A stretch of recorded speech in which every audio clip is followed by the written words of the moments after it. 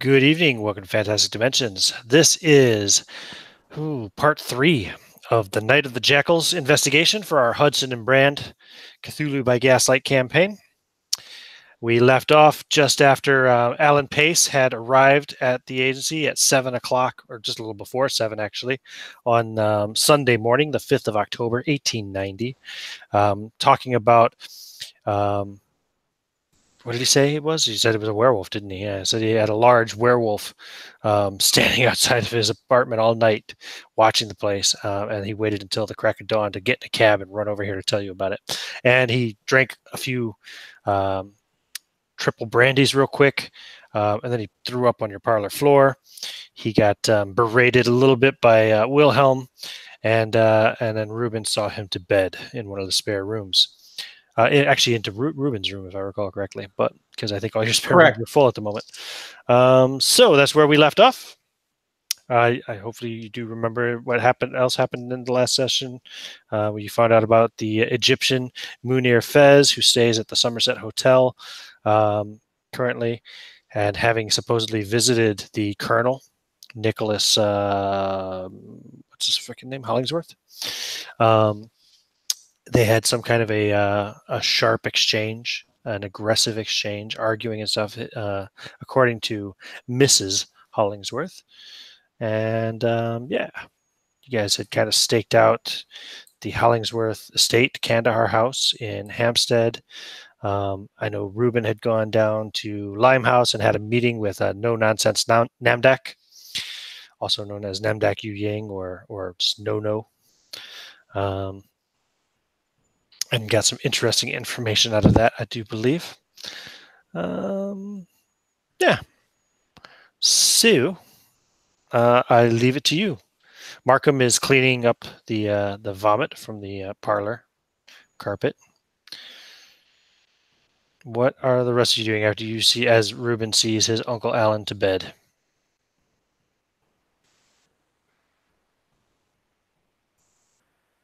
Reuben is seeing Uncle Alan to bed. Yes, of course. Everyone else is standing silently in the parlor, apparently. I've forgotten everybody's names. Oh, you've got Gerard, Wilhelm, Loyal, yourself, and Reuben playing tonight. Wilhelm, what has gotten into you, man?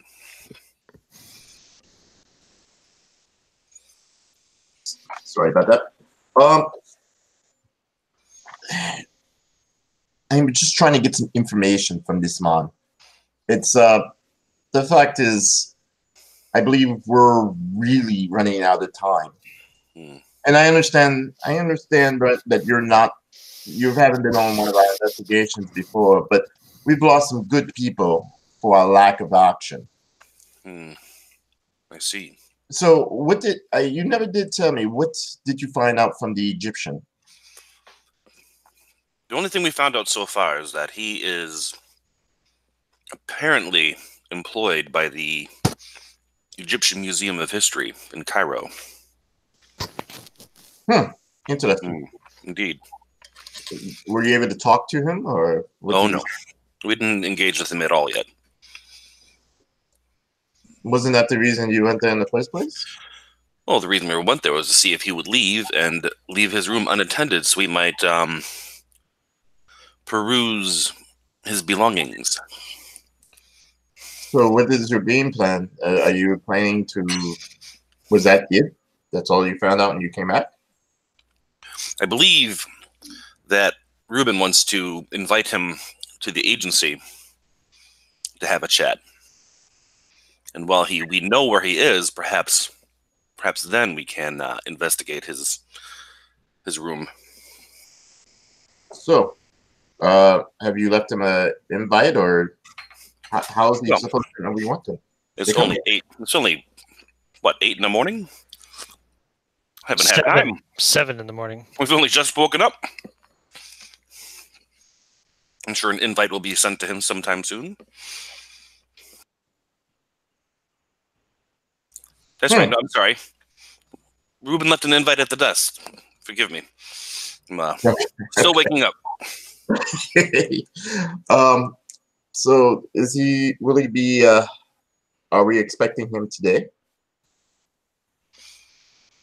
I believe so. I forget the exact time, but when Ruben gets back from escorting his uncle, I'm sure we can find that out.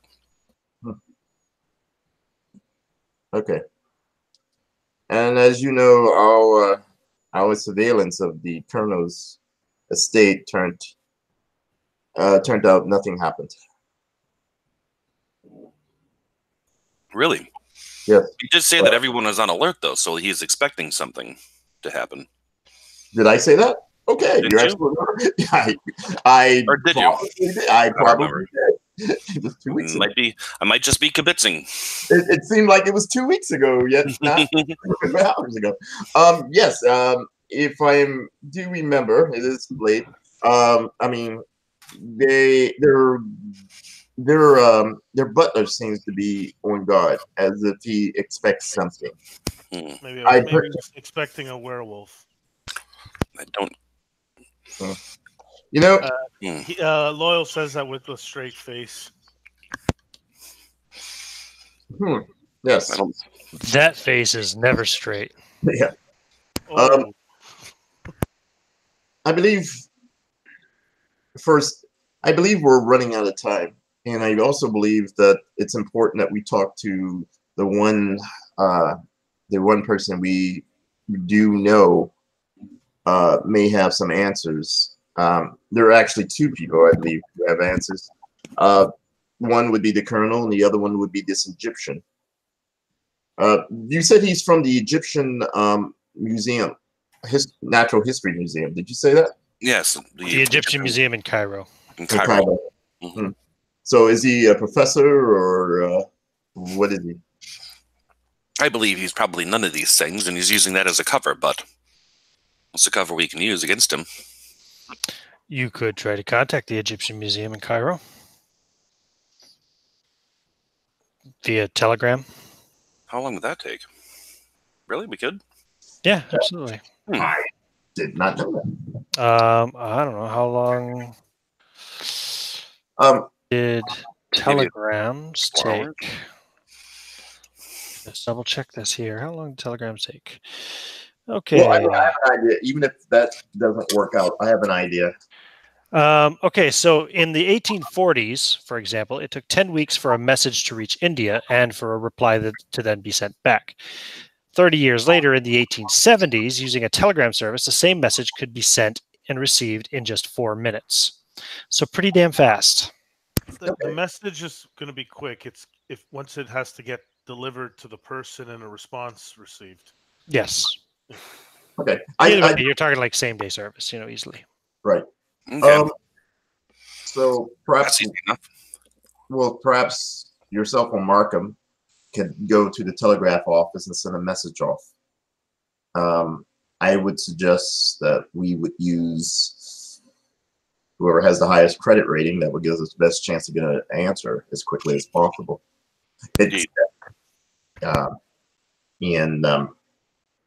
So before we even talk to this gentleman to find out, one, is he actually affiliated with the Cairo Museum? And two, what department? Is he anthropology, archaeology, or fine arts? And is he here from Cairo on official business, or has he taken a sabbatical to come to London? But as I think about it, now that I'm back in the game mode, I believe if it is true and he is from Egypt, then there's something more that's happening there with the buffs than anyone is talking about, that any one of the units talking about. Ruben, you can return to the parlor around this time if you wish to rejoin the conversation. Gentlemen, we should be expecting the Egyptian, if he is an honorable sort, for midday. Midday. I'll take it. What was your invitation again? Could you remind me exactly? That the Hudson and Brand inquiry agents were going to be making a trip to Egypt, and they were looking for professional advice and or consultation Right. of the same. Gotcha. I assume you made arrangements to have his room checked while he's here. I made arrangements to have him delivered here because that was the easiest way to make him be in one spot. No, I mean, I assume you have made arrangements that while he is here, that his room would be thoroughly checked out. What do you take me for, sir? I am no cut purse. I made arrangements for the gentleman to arrive here so that we could entertain him and let others do this sort of thing. So there are others doing this sort of thing. When you arrange it, there will be, yes. Yes. So he just said the man will be here at midday. Who do you want to arrange to raid his room while he's here? I would be up for that. Yeah. You could get one of your. We can write the message. I can bring it to the telegraph office and have it sent. Have one of the boys wait around for a response and bring it immediately back to the agency. Excellent idea. And while he's here, I can go to the hotel and wait for him to leave, and then persuade one of the cleaning ladies to let me in. When and if you get up there, if you have to deal with anybody, make sure you use the name Reynard. Reynard. And if you can pull it off, try a French accent. I have spent very little time in France. I'm not much good at accents. Oscar, would you, Gerard, would you want to go with Oscar? He may need some backup. Yeah, sure. That's fine. Excuse me, sirs. Do you still require my assistance? Well, if you've been up all night, I suggest you take one of the rooms and get some sleep. Do you need me later then? Yes, if you would come back, say around 2. Very well. I just head back to my place, and I can come back too, unless you want me to stay here. I don't know. Staying here is fine. You don't really have accommodations for someone of my size. But we do have food. And we can make room. You are always welcome here, Mr. Lord. We can push a couple beds together. You'll be fine.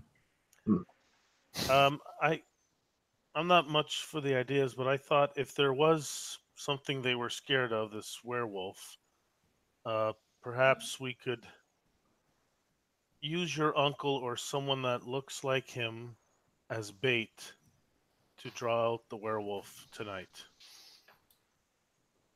If that is what they're scared of. Markham looks at you and raises an eyebrow. Looks at all of you. Well, I appreciate your idea, Mr. Gibbs, but I'm not one who would like to use innocent people as bait. So I said someone that looks like him, obviously not me. Or somebody wearing his clothes in his house would be enough, perhaps. That is what. Well, he is your uncle. True. Why don't we discuss this after we've talked to the Egyptian? He may shed some light on what's going on, and we may not even have to go that far. But if we do, that is not a bad idea, Mr. Gibbs. I would recommend that you not interrogate the Egyptian to the point of throwing up, though. That seems to be a less than useful process. Quite. I look at both of them. I go, I will give the Egyptian the proper courtesies. As for your uncle, unfortunately, he is keeping something from us, and that information may have caused the death of 3 men. Or he may just be a simple man who knows nothing, and you made him upset for no reason. Your sense of etiquette is strained at best, sir. We should see, sir. Anyway, I'm going to take a nap. Markham, please advise me if there's someone at the door. Thank you. Of course, sir. And if you require my assistance in interrogating this Egyptian fellow, no. If you just need me to stand behind you Just Mr. Gibbs, I appreciate your enthusiasm, but why don't we hold off on that one right now? And we'll see. We'll see. I think your use right now, your usefulness would be for you to get some rest, and also there may, we do have his uncle here, and someone may be after him. We may require you to. That's a good point. You may need him here. Yes. So come with me, Mr. Gibbs. I will show you to a room. But Mr. Gibbs, I do like the way you think. So Markham will offer to said that before. Markham will offer to take you to a spare bedroom. Yeah, actually, he'll take you to one of the spare bedrooms here on the ground floor. I don't remember who was staying in those 2 spare bedrooms off the top of my head. But not sure right now. Yeah, well, maybe actually because Gerard was staying here for sure. Oscar wasn't, was he? No, he wasn't. So yeah, he'll put you in the room alongside Mr. Von Zoren's room there, actually. So down the main hall, it's the last door on the right-hand side. So he'll guide you there. What is everyone else doing then? So Merrick, I believe Oscar is going to go to the telegram office station, whatever it is they have, Indeed. What sort of message do we want to send to the museum? Well, as I said, ask them to verify, and I'll leave it up to your own decision, but ask them to verify that this Egyptian is employed there. Ask them his position, and if he's here in London on official business and such. Okay. All right. Ruben, do you can think of anything else? I can think of many things, but I think we're set at this moment. Okay. Ruben, after the Egyptian comes and we talk to him, is it possible that you and I can have a discussion, inheritor to inheritor? Always. Yeah. Should I have the lawyer present? Do what? Should I have the lawyer present? No, it's a positive thing. I have an idea and I want to run it by you. Very well. Yeah. Should I bring my lawyer or a sidearm?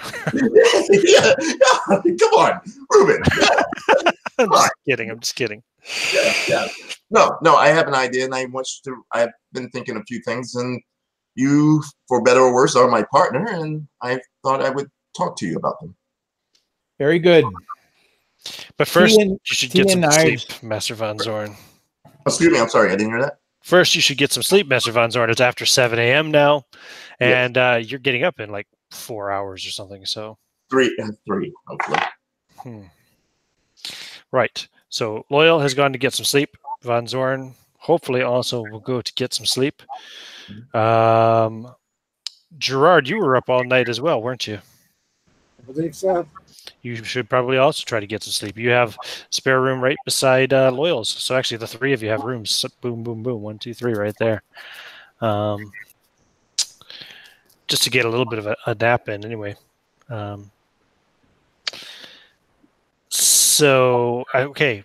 Oscar, you're going to the telegraph station, whatever it is. Telegraph, what would it be called? Yeah. Telegraph station, yeah. Yeah, telegraph station, we'll call it. Office. Yeah, office. Yeah, that makes more sense. Telegraph office. What do you want to send to the, what's it called? The Egyptian Museum, Cairo? Is that all it was called? Indeed. Yeah. That's right, Egyptian Museum, Cairo. Let me think about that. Okay. What about Mr. Carmichael? Ruben, what will you be doing with your day before noon anyway? Well, I've been giving it some thought, and I think I would like to send an official request for an audience with Master Sherlock Holmes. Okay. In what way? How do you want to send a request? I would guess I'm going to ask for a courier to carry a note to him. Okay. So I guess I'll get hold of Albie. I would imagine we've gotten him a little suit by now, some sort of clothing. Yeah, I'd say so, probably. So I will get Albie and give him the distinguished duty of carrying a message to Sherlock Holmes's residence or office there unto same thing. Cool. Requesting an audience to discuss a case. Okay. Very good. All right. So that'll take some time to get a response. Of course. Yeah. So Oscar, telegraph. Okay, so to the curator of the Egyptian Museum of Cairo, stop.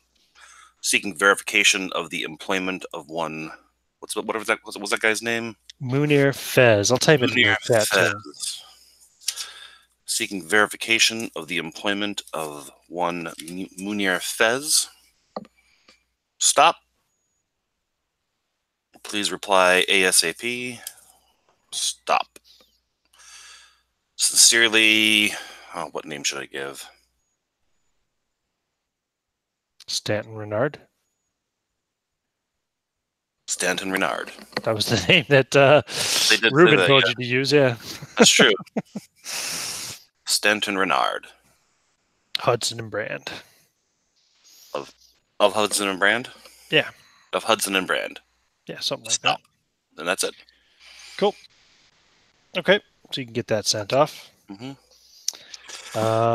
Tell them when a reply is received to deliver it to the Hudson Brand office and pay them handsomely. Like, I don't know what, like £4? I'm sure that's way too much. Way too much. Yeah, I can afford it. Let's see here. Boom. That's like $100. It's urgent. How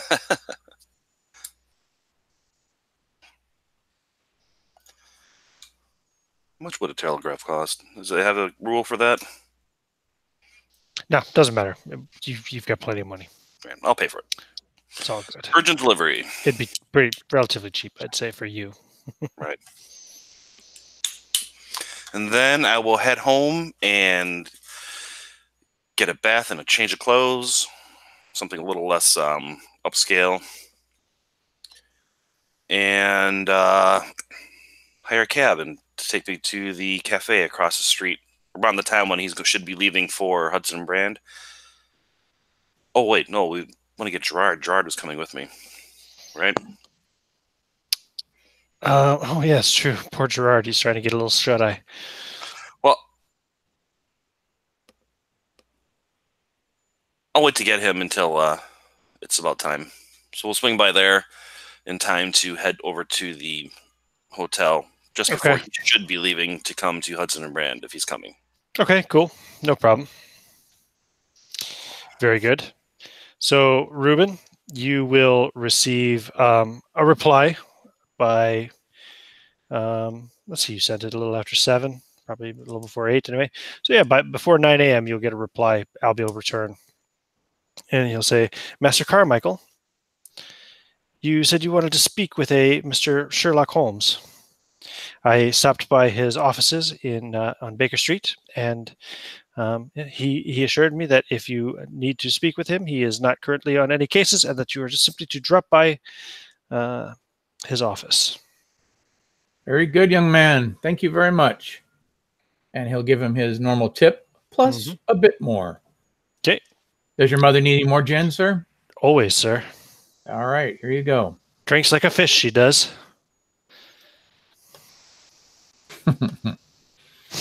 He will give him his proper divvy point. Okay, go. And he rushes off, quite proud of himself and happy.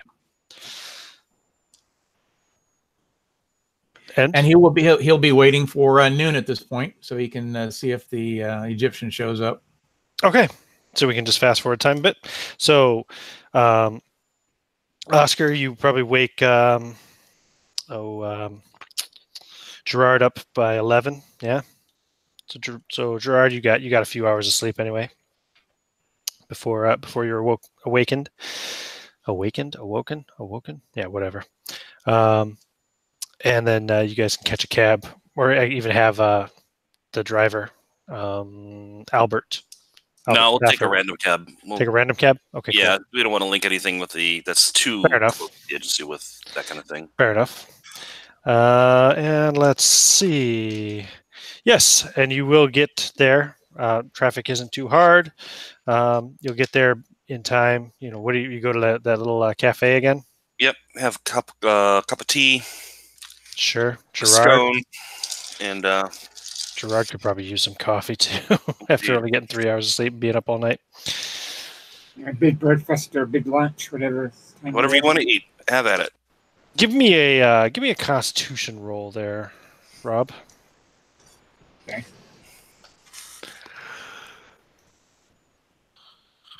Excuse me. Just failed my own con roll. Bit of a yawn there.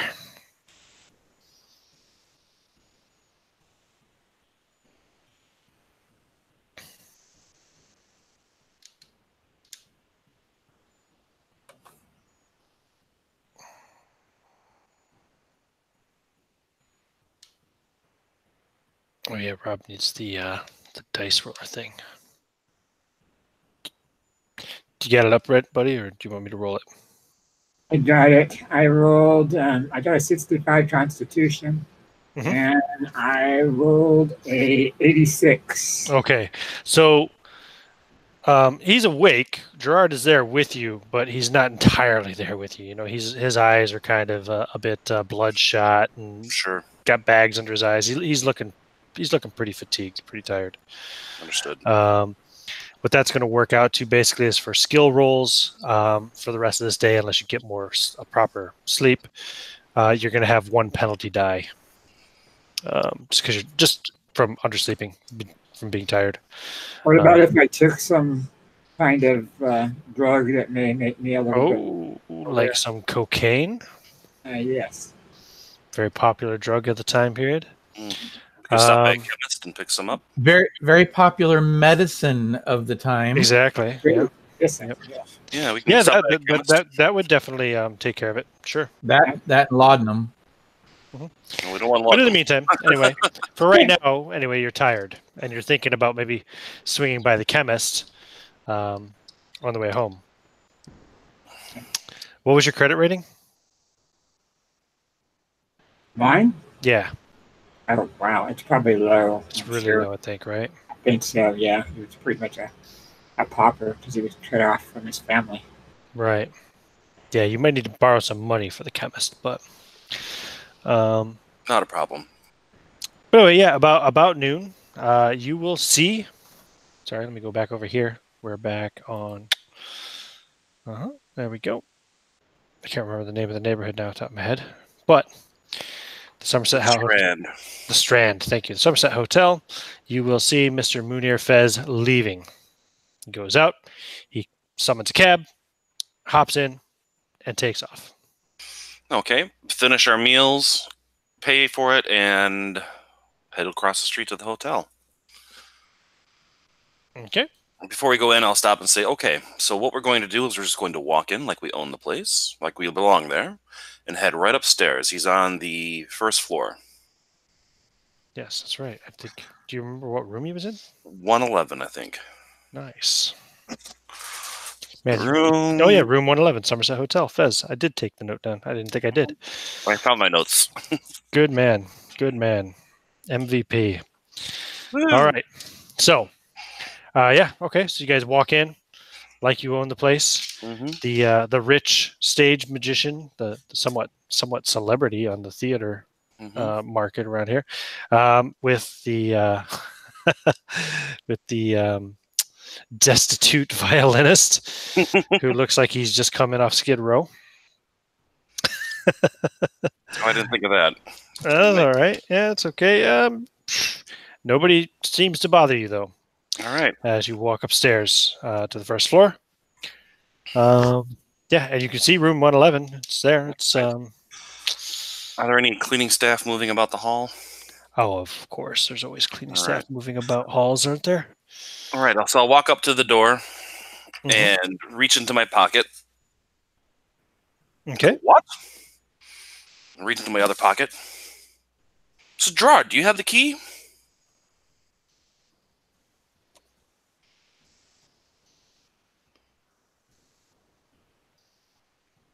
Perhaps I left it in the room. Damn it. Excuse me, miss. I say to one of the ladies. Okay. Yes, sir. I'm terribly sorry to bother you, but I think I might have left my key in the room. Would you possibly just pop the door open for me? Give her like a wink and a cheesy grin. Okay. Go ahead and roll charm or persuade, All right. whichever one you Be prefer. charm, because that is pretty dang good. Hope I roll well. Might have to spend some luck. We'll see. That is the wrong dice. What did you roll? I don't know, because I rolled two dice the same color. They look the same color. You did that last night too, man. I did. I forgot. I thought I grabbed it, but I didn't. Let me try that with the real dice. Here we go. Oh, I rolled an 18. That is almost a hard success. Almost a massive success. Yes, of course, sir. She's very, very busy. Obviously, at the moment, she's kind of a little bit behind. She just goes up real quickly and pulls out a, I guess, like a whatever they give the cleaners, like a master key kind of thing, and opens the door. Well, thank you, my dear. There you go, sir. Thank you, my dear. And she wanders off quickly. All right, let's go in. We head Cleaning into the room. as she goes. Mhm. Okay, so as you walk on into the room,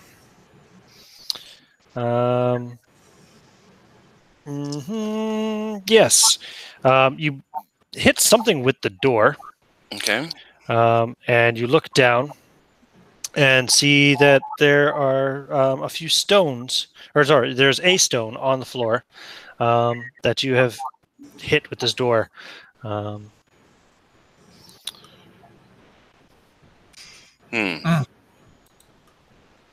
And have displaced. Is it anything on the stone? I'm looking right now. If I don't see anything, maybe tip it over with my cane. Nope, it is just let me double check here. It's just a small black stone. How odd. Very smooth. I don't have anything to resume. Let me know what you'd like to play. 1 second. There we go. I'm not sure what that was, but yes. So you're in the room. Okay. Is there a description of the room? It is. Is that it? Is it that short? No, I'm on the wrong page. That's what I was looking. I was like, what the heck? Here we go. So, looking around, it's actually a pair of rooms, a small foyer, which you're kind of in now, with a table, chair, and some writing instruments. Okay. And then there's a proper bedroom kind of attached with a dresser, mirror, etc., a bed, of course. You can see, if you are looking around, you'll see that Fez's clothes are hung very neatly. His toilet supplies are lying on the dresser with a basin of water and so forth. You can see a suitcase underneath the bed. Okay. Is there anything else here? Nope, that's it. That's what you see looking around the room. Does the bed look like it's been slept in? Yes, it has been slept in.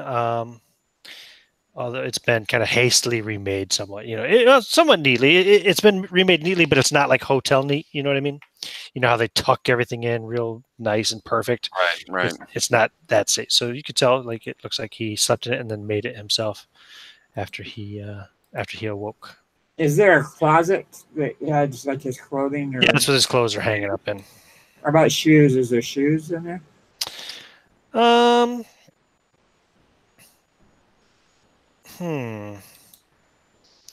No. Seems like he just has the one pair of shoes that he's wearing. Are there any tracks on the ground from like Well, actually, at this point, I wouldn't No. worry about that. Okay. Let's pull this. Let's check this suitcase out. Everything looks very tidy. Okay, roll a saving throw versus poison. No, just kidding. Wrong game. Yeah, so you pull out the suitcase. Mhm. Don't put it on the bed. Leave it on the floor. Okay. And open it up. Mm-hmm. Yes, you see a revolver Okay. loaded and a small journal. Flip it open. Is it not in English? I bet. It's mostly empty, but there are a few pages that have some names and addresses on them, including, let me see here. Names are Orland Reynolds. Mm-hmm. What's the guy's name? Crouch. Was it Tom Crouch? John Crouch? Tom Crouch? I can't remember now. Okay. John Gower. All right. Toby Norton. Interesting. Elliot Sangster. Alan Paice. Nicholas Hollingsworth. Dun, dun, dun, dun. Names and addresses. You also find the addresses for the British Museum. Okay. Somerset House, which is nearby, the House of Public Records. Several London hotels. Okay. A property agent in Islington. Okay. I'm going to get a... So this is a hotel, and they tend to have like a little desk in there with hotel stationery and like an ink well and a pen, and I'm going to copy down the names and addresses that we... The names for the people we know, I'll just write down their names because I'm sure we have their addresses. Mm-hmm. Those we don't, I'll just write down the names of hotels because we can get those addresses. I'll write down the full address for the property agent and the name and full address for anyone else that isn't obvious that we can find on our own. Okay. No problem. Was there any kind of check marks on the ones that we know have died? You kind of No, there's no marks or anything like that. There's not something that says like my list. And then Yeah, it's crossed it out. doesn't say deceased or anything like that. No. Written in lipstick or something. I just thought there might be like a little notation of something not predictable. Elliot Sangster, do I know him? Yeah, Elliot Sangster was one of the first buffs. He's a doctor, has a practice here in London. Okay. Interesting. All right. Anything else in the suitcase? Trying not to disturb it too much. No, that's All right. pretty much it. Put it all back. Check the drawers. Give me a spot hidden roll as you're looking around. Okay. You can roll one as well, with a penalty die, of course.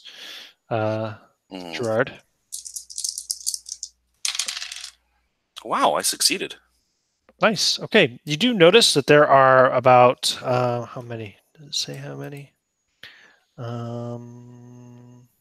Just a number.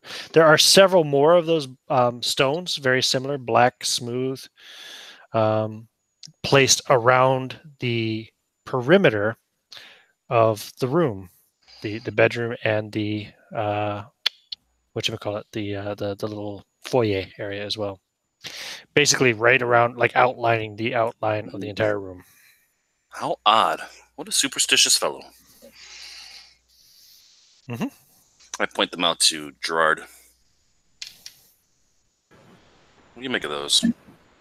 Are they seem to be, well, I don't know if we would be able to tell, but west, east, south? No, like they seem to basically be just outlining evenly spaced around the entire two parts, the two rooms essentially of this one room that he's renting. Only around the outside, like an outline, if you will, except for the one stone that was sitting, inside the door.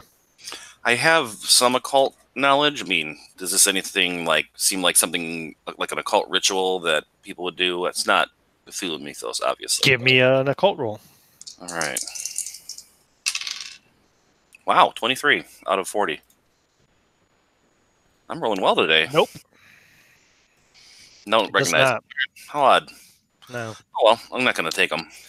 I mean, the stone inside the door. Mhm. I'll give you this idea anyway. The stone inside the door. You think obviously maybe he placed it there to let him know if somebody has actually entered his room while he was gone or something. Sure, that's what I was thinking too. But as far as the ones around the perimeter, it's just kind of weird. You think it is probably some kind of weird superstition or something. Right. I mean, I suppose, although you can't think of any particular things that you've heard of, it's kind of similar maybe to some kind of a warding or something like that, like protection, superstition or something. That's probably what it is. Well, I think we've got what we need from here. I've copied all the names out of the book. There doesn't seem to be anything else that I can see in here, I imagine, right? I'll look around one more time. Yeah, no, that's it. That's all you find. Right. Anything else you'd like to do in here, Gerard? Look underneath the bed. Never know. Yep. Nothing there except for the suitcase was under there, of course, when you guys came in. But I'm going to look back around the tops of the wall to the ceiling and see if there's anything, unusual. Okay. Nope.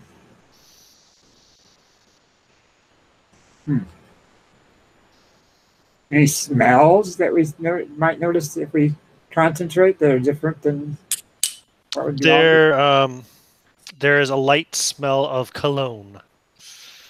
Okay. Just a faint after smell, if you will. Was there like as a man of good hygiene and Of course. On the door, the handle of the door when we came in, was there like excuse me. Get it all out.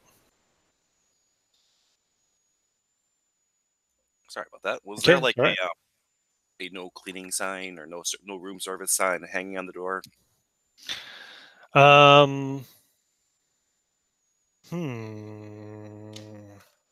Yes, there was a do not disturb sign. It's still on the door, I assume, because I don't think you took it down. Right. Okay. Well, let's get out of here, and when we go, I'm going to pocket that sign so it's no longer on the door. Okay. Do you take the stone with you? No. Or do you just leave it in place? It's just a stone. It's just some superstition. Okay. And what do you do then when you leave? I will take Gerard. Well, we'll go back to my place. I'll give him a room to sleep in so he can get some rest. And I will... Oh, you got a fancy place, right? Right. Really nice, posh Indeed. apartment. Yep. So let him make use of the facilities there and have a rest. Yeah, I'd say if you didn't spend too much time in the hotel, you'd be back there by 1 o'clock. Yep, and then just take care of whatever easy business I need to before we head back to Hudson and Brand. How long are you going to let I don't think we had Gerard sleep? We'll give him like 4 or 5 hours. Okay, so we'll dinner time. Dinner time. Yeah, we'll head over there towards dinner. Okay. Back at Hudson and Brand. So you get awakened, about 11 o'clock so that you can have time to refresh yourself before your visitor comes, Mr. Von Zorn. Okay. Carmichael is already up and about. Markham would ask, I suppose, if you want him to wake Mr. Gibbs. No, let Mr. Gibbs sleep. Yes, Mr. Damn, I'm forgetting last names. Other page. Here we go. So he'll say, that Master Bennett took Master Bonham with him when they left for the hotel a little while ago. Good. Good. Can you make me some coffee, Markham? It is already made, sir. I will pour you a cup. Good night. Immediately. Good night. Okay. And if you just kind of, drink coffee and wake up a little bit, we can jump right ahead to about 12:30 when Munir Fez arrives. Now I can take him off of here. We can jump back over here to the Hudson and Brand office, and Mr. Fez will arrive. 12:30. Markham will answer the door as always, and let him in. And we'll say to we'll announce him as Master Munir Fez of the Egyptian Museum of Cairo. Come in, Mr. Fez. Good day. To whom do I have the pleasure? My name is Wilhelm von Zorn. I am one of the proprietors here at Hudson Brand. I see. And you are, sir? Reuben Carmichael, sir, the other proprietor, and the one mostly interested in Egypt. Inquiry agents of the obscure. Indeed, indeed. We're planning a trip to the wonderful land of Egypt and to travel the glorious Nile and partake of its mysteries and wonders. Of course. I look at Reuben again, like, like, wow! I wish I was in on this thing here. Okay. Let's see if Mr. Fez notices. Okay. I see. And what can I do for you? Looking for advice, consultation, anything that you can offer us, being that one assumes you have an in-depth knowledge of the subject. Ah, okay, very well. So you're looking for recommendations of places to see and things to do, etc. Indeed, sir. Well met. Indeed. Okay. So he will, I don't know much about Egypt, but he will definitely go on telling you about different, legends and stories and locations, places you should go to see, places that are said to have, like the best kind of legends and stories of the tales of the ancient gods and things of that sort. Yes, yes. Very nice. Yeah. Very nice. Go ahead and give me a psychology roll. Oh, dear Lord. Both of you. You can both do it. Psychology. Oh, it's not so bad. Not my best skill, but let's see. Stand by. 55. Nope.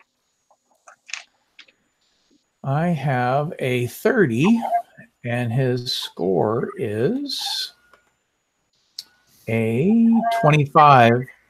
I'm not thinking this was worth. I'm not trying to deceive him in any way, so I'm going to let it go. I'm not going to push. I'm not going to push it. No problem. Yeah. So yeah, he goes on, talks about Egyptology and talks about the hieroglyphics and talks a lot about like things like the pyramid and the Sphinx and all of that stuff, of course, and the whole valley of the Nile and all that stuff. The ancient bits of Egypt with the most history to them. Sure. And what part of Egypt do you hail from, sir? He says, well, I work out of Cairo. Oh, were you born in Cairo? Oh, well, no, I was not. Is there something of interest that could draw us off to where you are from? Not particularly. Nothing I don't think that would suit your purposes, sir. Very well then. You never know. There's always the chance of something. Give me some kind of a social roll. What do you want to make up? Persuade or a charm, just to see if he'll name his home. All right, stand by. Let me see what the option that would be better would be. Let us go with. I get what you're going for here. I know you're trying to get something to slip. Maybe that might. Right. Exactly. I am going to avoid charm and persuade because they're not that good, and instead I'm going to fall back on my Egyptian. Okay, you're gonna try talking about it and try to get him to talk about where he's from that way. Okay, and I'm purposely going to fumble a little bit and then beg his pardon. Okay. So to not let on that you know as much as you actually do. Exactly. So I'm going to make my roll first to see if I make my Egyptian roll, unless you think it's easy enough to. No, go ahead and roll it. All right, stand by.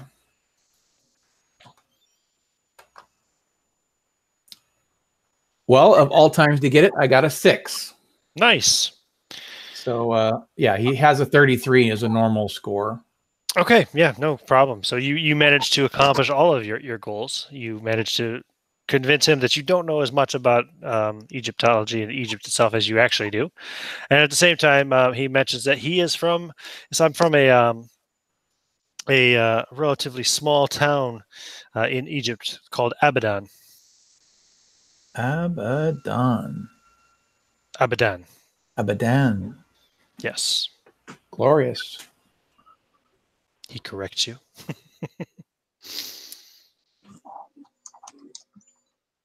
But like I said, it is a very, very small town. There's not much of interest there. So Cairo is the place to be in my profession. Well, Cairo and London in recent years as well. Yes, of course. Quite the Egyptian fever going about London these days. Indeed, indeed. And at that, he pulls out a handkerchief and he coughs and sneezes into it and blows his nose loudly.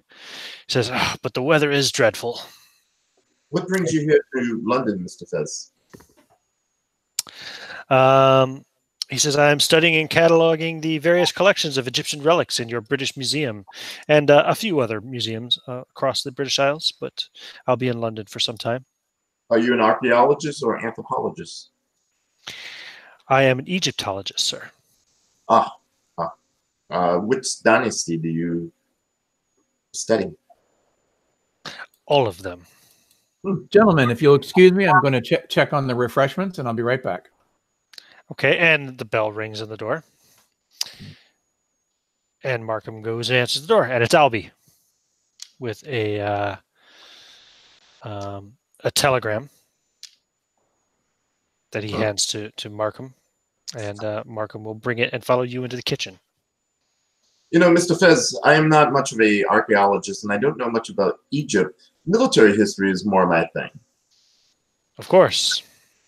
We all have our areas of expertise. Yes, I am. The only thing I do know about a lot about Egypt is the British. Would you say occupation, or would you call it?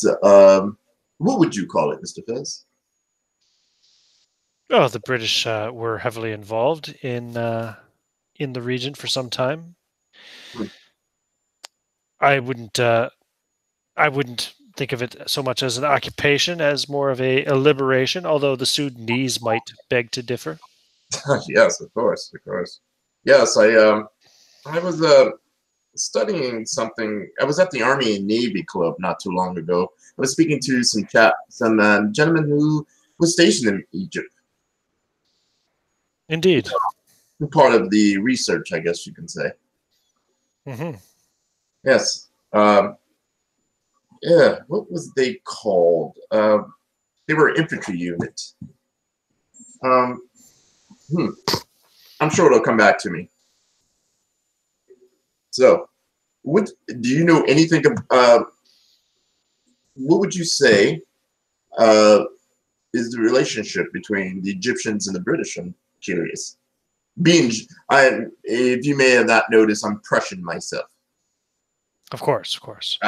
I am sure you can tell because of my great English accent. I would say that if it were not for the intervention of the British Army, my country may very well be under extremist rule by the Mahdi and his Islamists. Oh, that's an interesting opinion you have there. I think some of your countrymen wouldn't see it that way, no? Perhaps, but that's the nature of all conflicts. Both sides have their opinions. Probably both sides are right about some things and wrong about others. Oh, well. Reuben reappears. Okay. Oh, so Reuben, sorry. Did you take the telegram from Markham in the kitchen? Yes, sir, I did.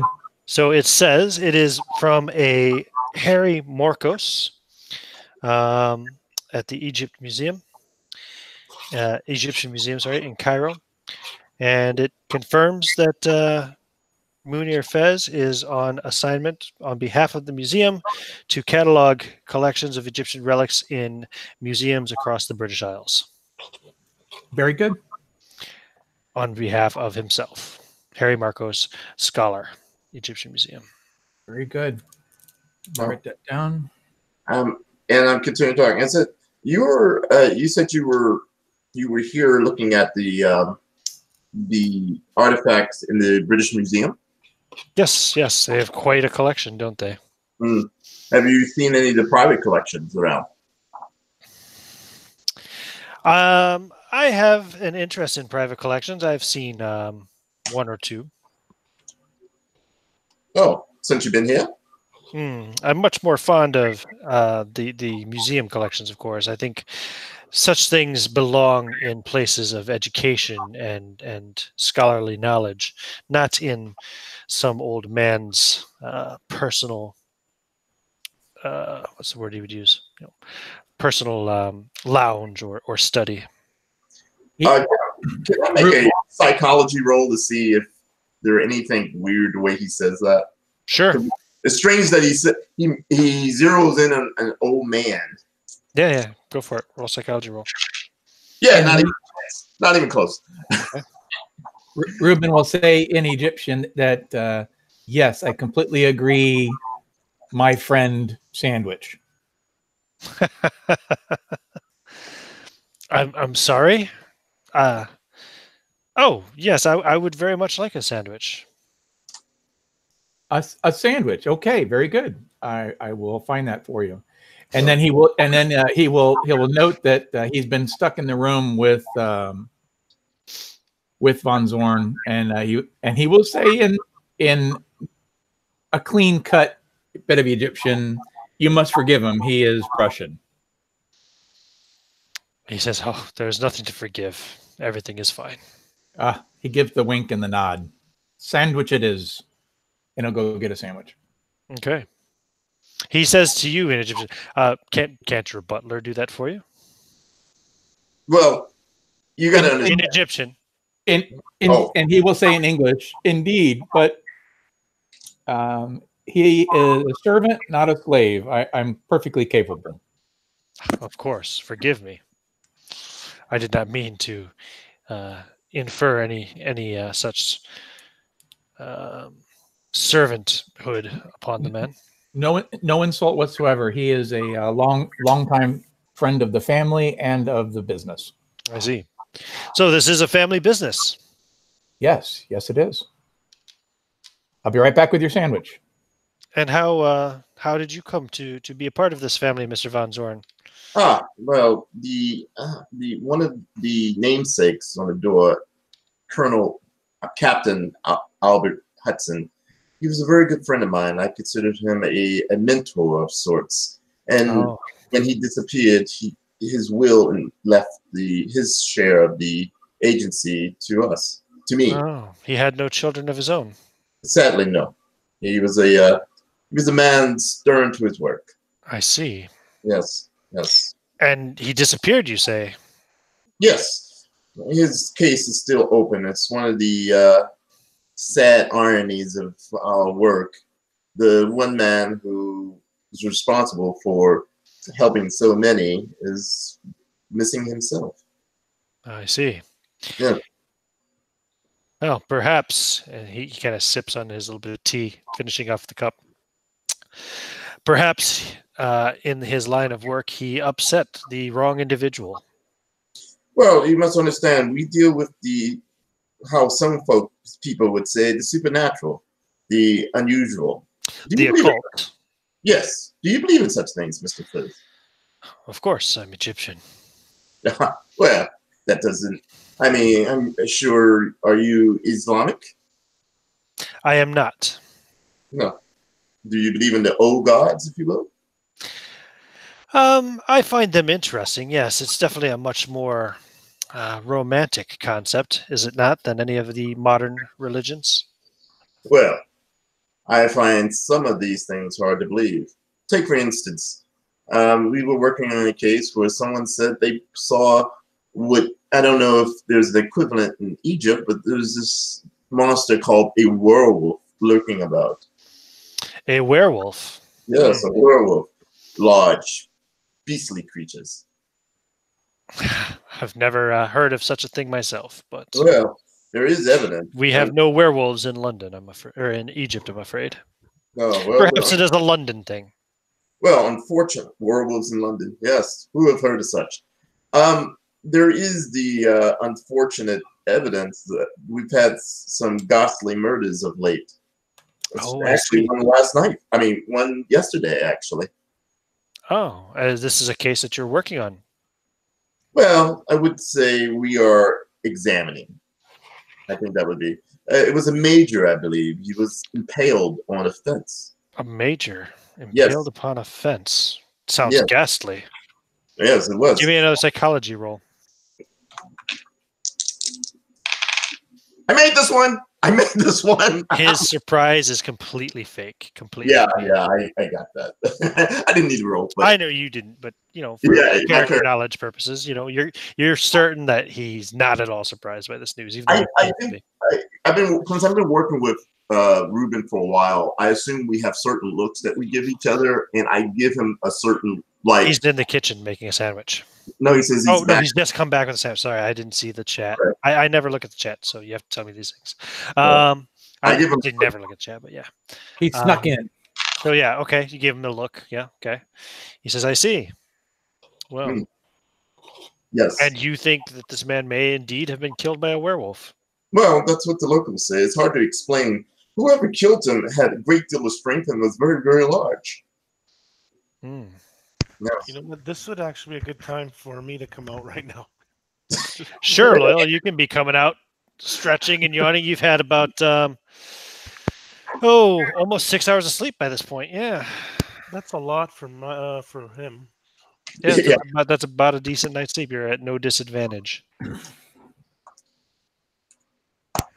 And he'll look up and say,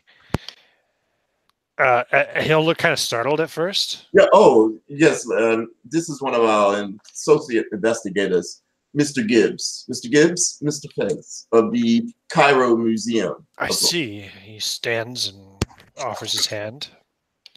He takes it, and Redivy is he's not going to use obviously his full strength, but he'll give him a nice hearty shake. Pleasure to meet you, Mr. Gibbs, he says. Thank you. Pleasure's to meet you as well. Yes. Mr. Gibbs has many talents, and he's surprising. And he's very surprising. And says, anyway, we were talking about this werewolf, if you were.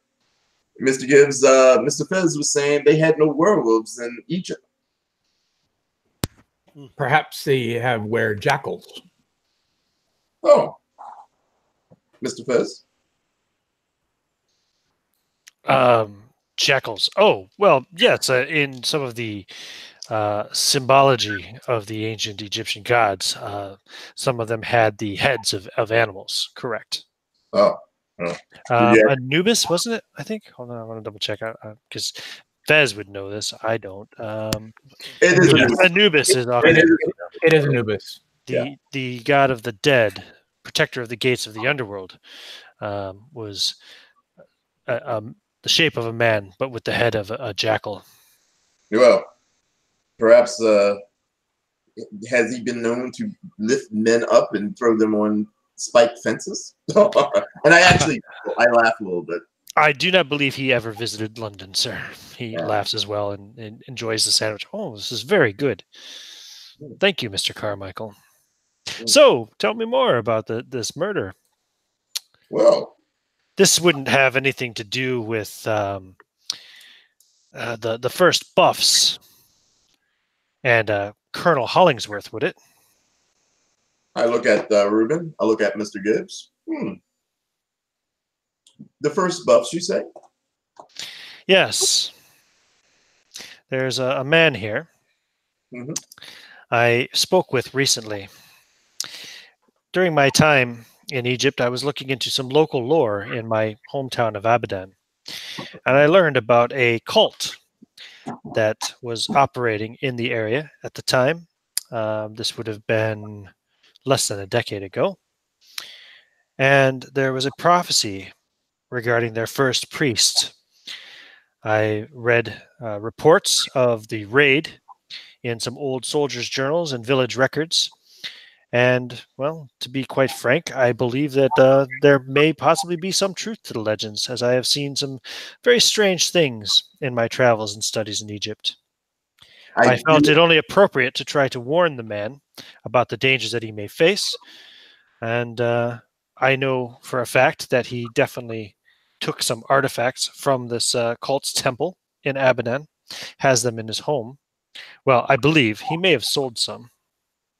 I do enjoy a good story. Tell us about this raid. Well, it's said that the first buffs, under the command of Colonel Hollingsworth, raided the temple and killed everyone to a man without losing a single man themselves. They then took the treasures and valuables, including the mummy of the ancient priest of this cult, and brought them back to England with them. None of them have made it to any of the museums that I have been checking with, cataloging during my stay here. So, was this museum 7 foot tall and capable of throwing a man on a fence? I doubt very much, but I'm just looking for the actual prophecy, because I think that's a story he would share with you. Mr. Fez, some tea? Yes, please. I would like some more. Pour his tea, doing his best to do the high pour to allow air to aerate it like they do in the Middle East. I just want to find the right information here. Right. So, the mummy that Colonel Hollingsworth has in his home there in Hampstead currently is that, supposedly, of the first high priest, sect out of this cult, a man of incredible magical power and a possessor of dread knowledge from the stars. After his death, his body was preserved by the cult, for he had left a prophecy saying that he would be reborn into a new world, a world which would fall under the power of his gods. The key point to the prophecy states that Sektaut's rebirth would only occur when infidels had invaded and taken his remains to a distant land. And there, according to the prophecy, Sektaut would be reborn and his vengeance would bring low the country of the defilers. Well, that's very detailed, is it not? It's very interesting considering what has been done. And where again? I was lost in the details of this wonderful story. Where is this mummy located last? Oh, it is currently in the home of Colonel Hollingsworth in Hampstead. So you said you talked to this colonel. What did he tell you? Yes, I went there and spoke with him. And what did he say? He was not very happy with my presence there. Perhaps he is afraid that I will turn him over to the authorities, for I do believe he had stolen treasures and probably sold them. After all, how does a retired army colonel afford such a rich estate in a city such as this? Well, not to mention war crimes. Invading a religious site and killing everyone on board, everyone Indeed. there. I appealed to him to allow me to take the mummy back to Abadan so that it could be returned to where it came from, thereby assuring that this prophecy could never come to be. But he called me a madman, said that I was ridiculous, and he had me physically thrown from his house. In fact, he did it himself. My God. Well, that's an interesting story, Mr. Fez. Do you believe that this terse is real? I believe it's a possibility. I do believe that these are things that should not be trifled with. I did not intend to seem as if I was threatening the man or his family. But given what you've just told me about this case, which you follow, well, does it not sound exactly like such a thing may indeed be possible? Yes, but we're both educated men. We don't believe in such things now, do we? I find all of this fascinating. I myself haven't been involved in this particular case. I was working on another. This Colonel Hollingsworth, and is he available for comment? Is he? Well, I've been back to his house since, and he will not see me now. Mr. Fez. He simply boasted that he had nothing to fear, and refuses now to see me. I simply do not return anymore. I see no point. The man does not wish to talk to me. There's no point in me continuing to agitate him. Mr. Fez. May I? Could report it to the British Museum, and perhaps an investigation may take place, but it's not my intention to get the man into any kind of legal trouble. I merely would like to see the mummy returned to my hometown. Well, it seemed this story should have an ending. How would you stop the curse? I mean, would returning the mummy to its rightful place end any curse or anything? Well, I mean, if the prophecy is to be believed, the mummy, the high priest, I should say, must be reborn in the land of the defilers. So it's extremely important. If Colonel Hudson and his first buffs are the people who destroyed the temple and stole the mummy and brought it here, is it not currently in the land of the defilers? Oh, yes. And if it's brought back to its country of origin, will it not then cancel out the possibility of the curse coming true? It seems I agree, of course. It seems silly. It seems superstitious. But nonetheless, well, the Colonel's men are dying. Well, they are? Yes, you just told me. And I didn't say that I didn't mention who died. I just simply said a major. You said Major Gower? No, I didn't say Major Gower. You did say Major Gower. I didn't say Ian. I didn't say Major Gower because I didn't know. I forgot his name. I thought you did say Major Gower. Huh? I thought you did say Major Gower. I just said a major. Okay. Well, in that case, then take back what he said. He said, and now you say that military men are dying. If they are indeed linked to this Colonel Hollingsworth, then I think that is something worth looking into. Man, just for hypothetical situations, what would protect a person against these curses? I do not know. My knowledge of their ancient rituals and ways isn't so strong. Egyptian magic, you understand, of that time was very, very dark. Involved a lot of sacrifice. I could imagine. So who would know? Here in London, that is. I do not honestly know the answer to that question. I'm not sure that anyone would. You would want to maybe find an ancient Egyptian book of the dead, perhaps, but they are not easy to come by. I can imagine. Mr. Fez, I would like to your Egyptian and your London collections. Of course, it's hypothetical, Mr. Fez. You know, two gentlemen talking. Of course. I would like to present another situation potential to you, Mr. Fez. This is what Hudson Brand does. We take the unusual and the obscure, and we research it and try to find answers and solve mysteries. And this seems to be a mystery. Is this? Let us assume that it is a matter of practicality, that items were taken, and you wish to secure these items back and see them brought home. If we were to arrange that sort of thing, is it strictly as a matter of courtesy on your end, or is it something that you could afford to commission? You mean as far as the transportation of the mummy back to Egypt? If I were to secure the mummy, say I was to say right now, hand the mummy to you, is this something that...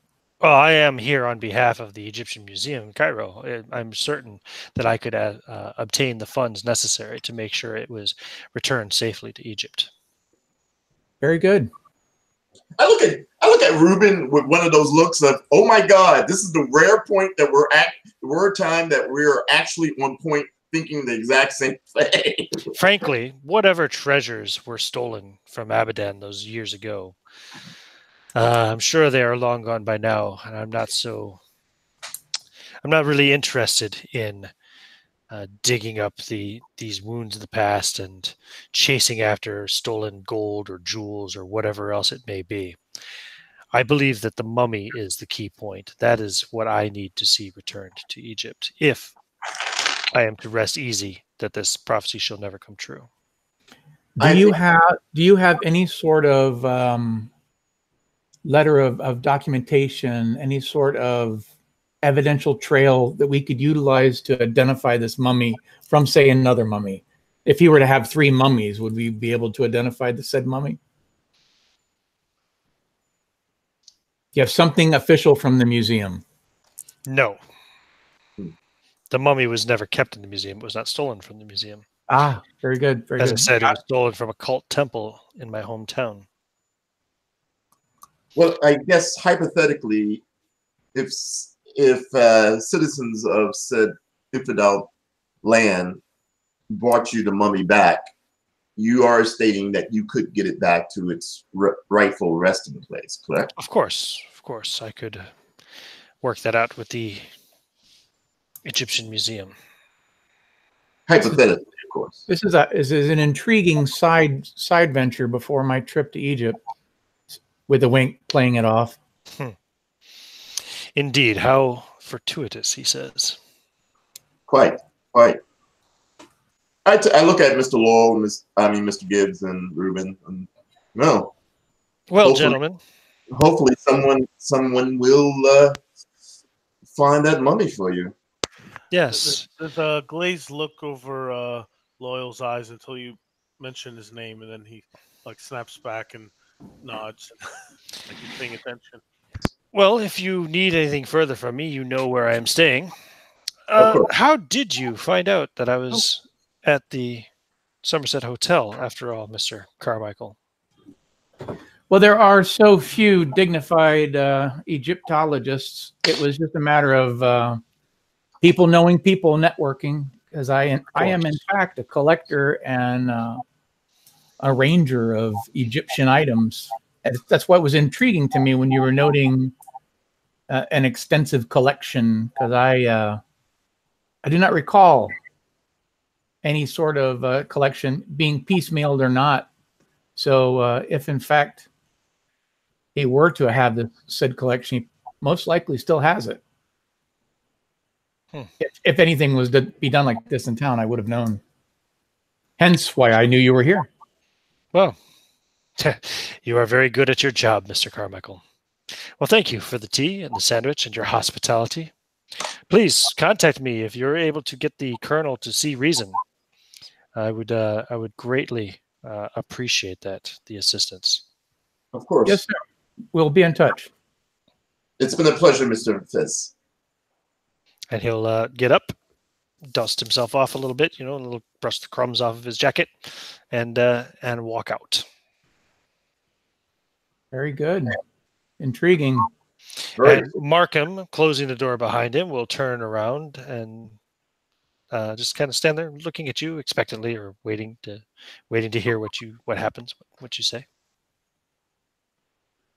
Yes, Markham, you have something? I assume that you were able to tell that the man was lying.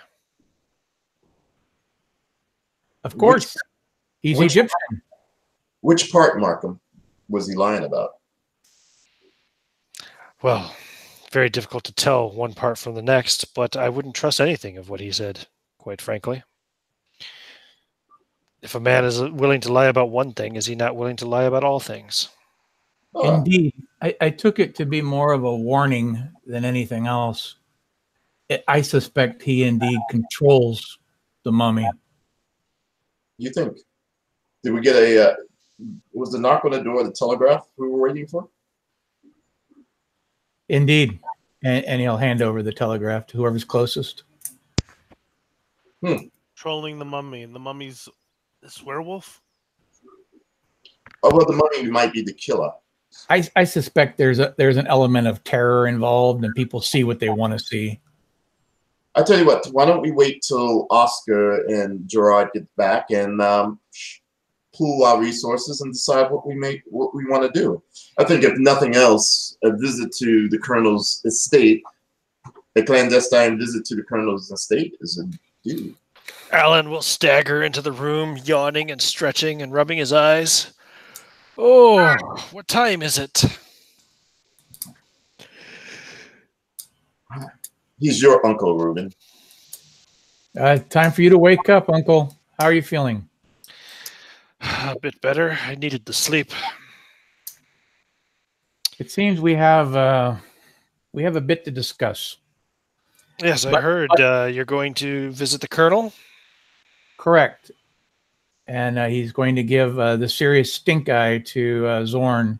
Yes, you and I are going to have a discussion. Oh, Tell me what you know of Abaddon. Abaddon. It was a town, I think, in Egypt. We stopped there for a while. I was injured before we arrived there. I spent most of my time laying in a bed being tended to by Dr. Sangster. Curious. Didn't see much of the town. And you heard no stories of a massacre and vast treasure being absconded with? A massacre? Well, I mean, we were fighting the Mahdi every time we had the chance back then. There were probably many of what some people may term massacres, given that we were a superior armed force against the Islamists, rebels. But yeah, so they performed many operations. I, unfortunately, like I said, was unable to attend them at that time as I was suffering from an injury. So a bullet wound.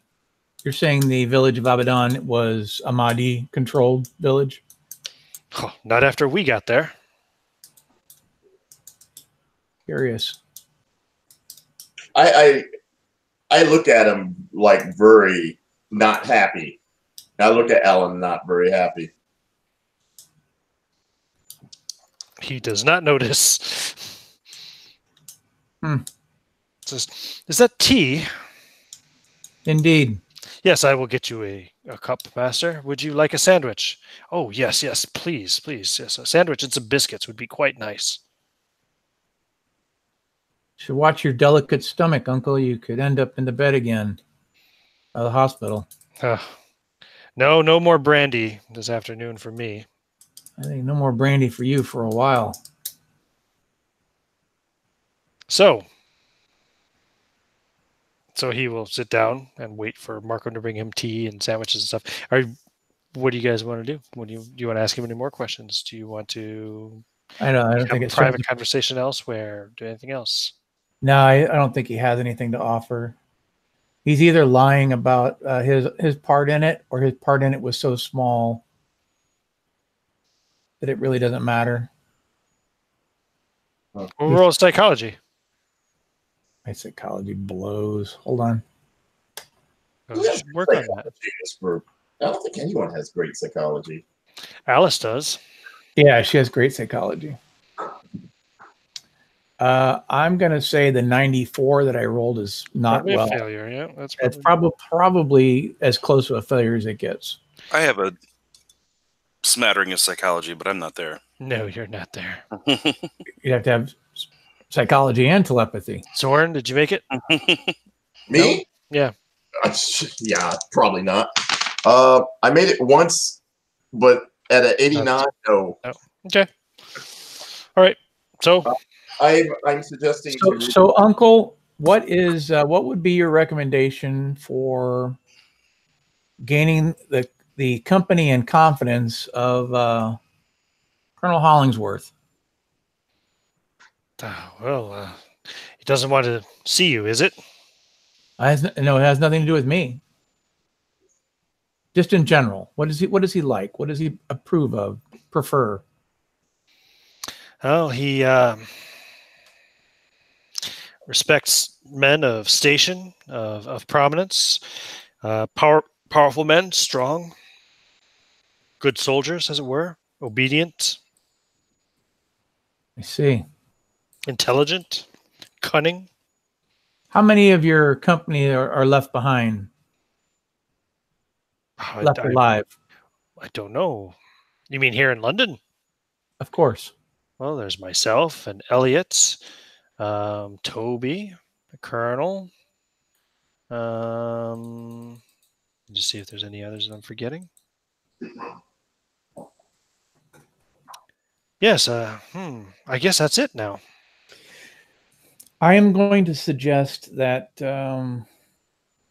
in honor of the men that have fallen recently from your company, that our young magician give a special command performance for all of the remaining members and a salute to the fallen from before and current, to include their families. How do you think that would set with him? With the colonel? Indeed. No, I don't think he would like it at all. I don't think so either. He didn't even go to the funerals. I don't think he'd like it at all. I doubt very much that he would attend such a thing. He didn't go to the funerals, and if he didn't do that, he certainly wouldn't go to. Okay, so I'm going to check with our young lady across the street and see if there's any contacts that we could pull in. Otherwise, I'm going to try to use classic British etiquette and bully him into going by putting somebody above his station to invite him, so we can't turn him down. Who of our company would be best for that? We're going to go ahead and say Loyal is not the one in question. Neither would Rob, or sorry, it's Gerard. Right. Probably, well, Oscar Bennett, but I don't think he'd be above him in station. More of a peer, perhaps. And he might even look at him as lesser since he's not a military man. Right. How about the police commissioner? No. Police commissioner would be of the middle class, probably at best. Don't we have somebody high up at Scotland Yard in our confidence? All right, well, this is what I'm going to do. I'm going to pull out the stops and just whoever the highest ranking person that we can pull out. That's what I'm going to go for. I just don't think. I think this will work. If we get some fop, someone that has no, maybe they were an officer, but in rank only by position, they really didn't go anywhere or do anything, but they might have held, like, let's just say, for instance, the prince. The prince would have a high rank, although he may not have gone to war. Actually, there's another way of getting him out of the house. He does have a weak link, possibly. He has a wife. Right, we were inviting the wife and the families. No, what I'm saying is, I really don't. Given the fact that he didn't go to the funerals of his fallen comrades, and that is pretty. When it comes to the military, that is pretty high up on the things. And if he's not willing to do that, you're going to kill his wife? No, we're not going to kill his wife, Mark. Sorry, I'm joking. Of course not. But we maybe use her as leverage. I think the colonel given what I've seen last night, I think the colonel realizes there is a problem. And I think he's staying in his own estate, not only just because of he don't want to go, but he may feel that his life is in danger. His life will be in danger if he steps outside of that estate. In fact, we surveyed his estate, and he never left. And that is highly unusual. Well, then he might believe the situation at hand. Maybe we should just go confront him directly. Let him know what this Fez person said. Take it for face value and see how he reacts. No, that's if you can get an audience with him, good luck. Getting into his house is one thing. I personally believe that we may have to use more forceful methods, more aggressive methods. But in the process of finding out if we can get him, we might be able to do a bit of logistics. No. Well, a bit of a recon. Breaking into his home won't be that hard. We three were able to get within walking distance to this estate at night, and honestly, the only thing this we would have had to dealt with was a butler with a shotgun. Sir, I remind you, this is London, and we are a civilized people. I'm not sure how things happen in Prussia, and at this point, I don't think I really care. We don't go around breaking into gentlemen's homes if we can help it. Reuben, really, really. I look at Reuben like with a knowing look, like I'm sure you've broken in 1 or 2 places in your lifetime. You say that? Yeah, I'd say that. I say that, sir, you should probably entertain yourself with some more strudel. Reuben. Anyway, There's more strudel. People's lives are at stake here. Markham looks at you and shakes his head, Loyal. Oh. People's lives are at stake here, Reuben. We can't afford to be timid or go with the Queen's rules here. Your own uncle may die if we don't do something. And in my opinion, that mummy is a key to this whole case. The Colonel has it. He's been told what it is, yet he still doesn't give it up. He's even willing to risk his own wife. You're assuming that the Colonel has it because this random Egyptian told you so. So you're willing to take the word of an Egyptian over a decorated retired colonel. You forget what country you're in, sir. Reuben, how many colonels do you actually know? I actually know quite a few. Loyal stands up, gets your attention. There's no point in fighting amongst ourselves. If you want something, my idea is perfectly valid and will possibly get us more information than just skulking around or breaking in or trying to convince this officer to let us in. What is your idea, Mr. Gibbs? Oh, we basically go instead of staking out his place, we stake out your uncle's place. And if there was something there, I still think that if something, I have seen things go bump in the night. Maybe not in any. I'm not saying I believe in a werewolf, but I believe there might have been something that could be important to this, and that we could learn something, and then that will at least give us something to do in the meantime before we, with this arguing between yourselves. Well, I'm fully willing to stake out my uncle's place and even act as the bait wearing his clothing before I would break into the Colonel's estate. So if that is a viable action, then I would recommend that Van Zorn and whoever wants to go with him manage that part, and I will take care of my uncle's house and baiting it as such. And the bell rings. And Markham answers the door, and it's one of the little birds, not Albie, just another one. And of course, Markham lets him in, and the boy comes in and says, Mr. Reuben, sir, Mr. Wilhelm, sir.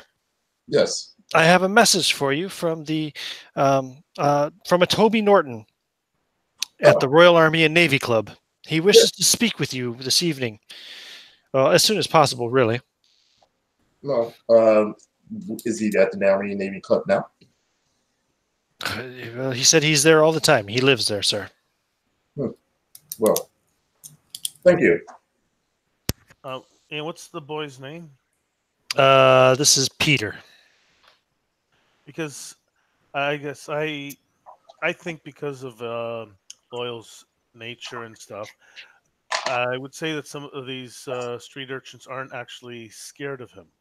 And he's actually, a rare moment, he smiles and says, hello, Peter. And he... oh, hello, Loyal. And he pats him on the head, roughs up his hair a bit. What are you doing here, Loyal? Are you an investigator now, too? I help out... I help them out from time to time. Wow, you carry corpses all night and investigate during the day? When do you sleep?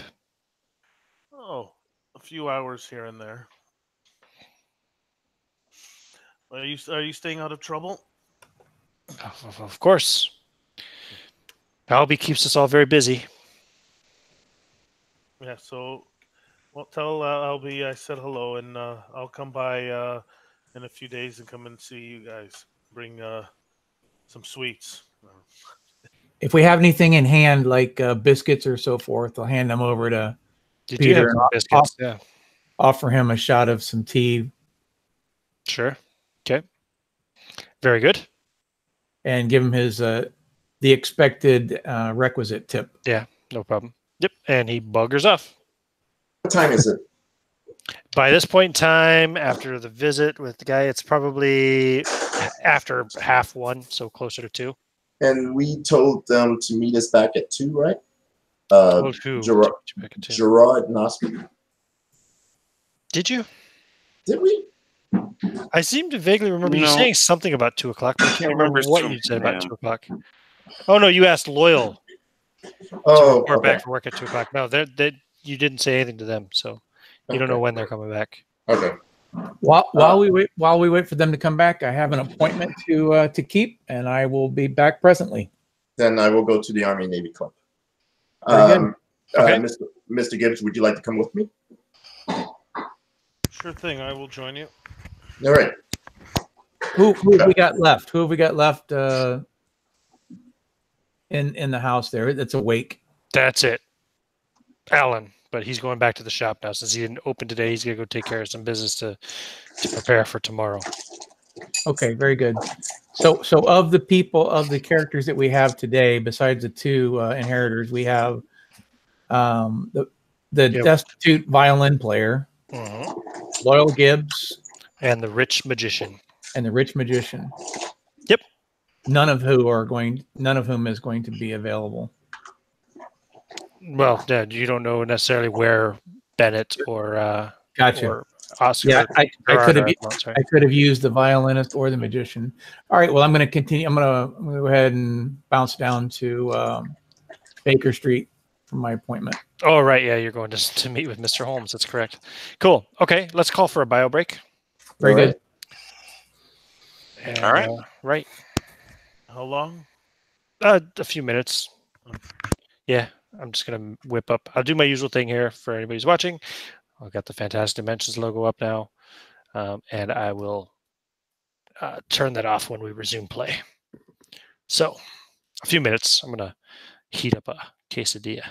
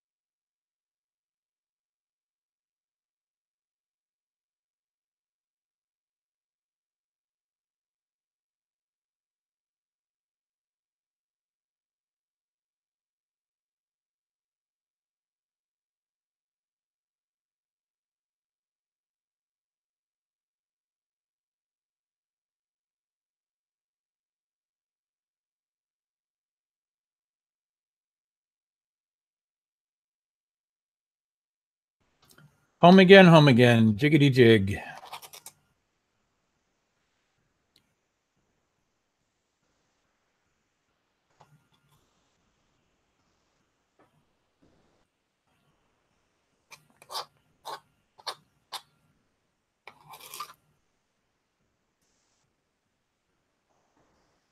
I am.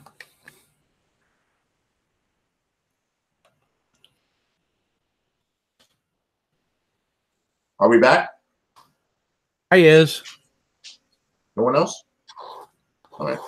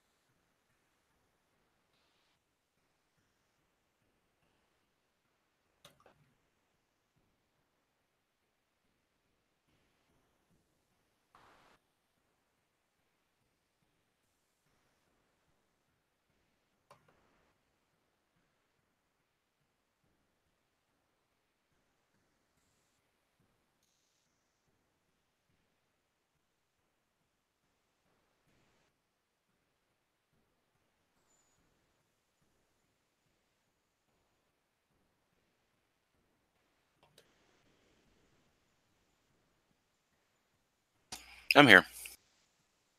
Roger, Roger. Well,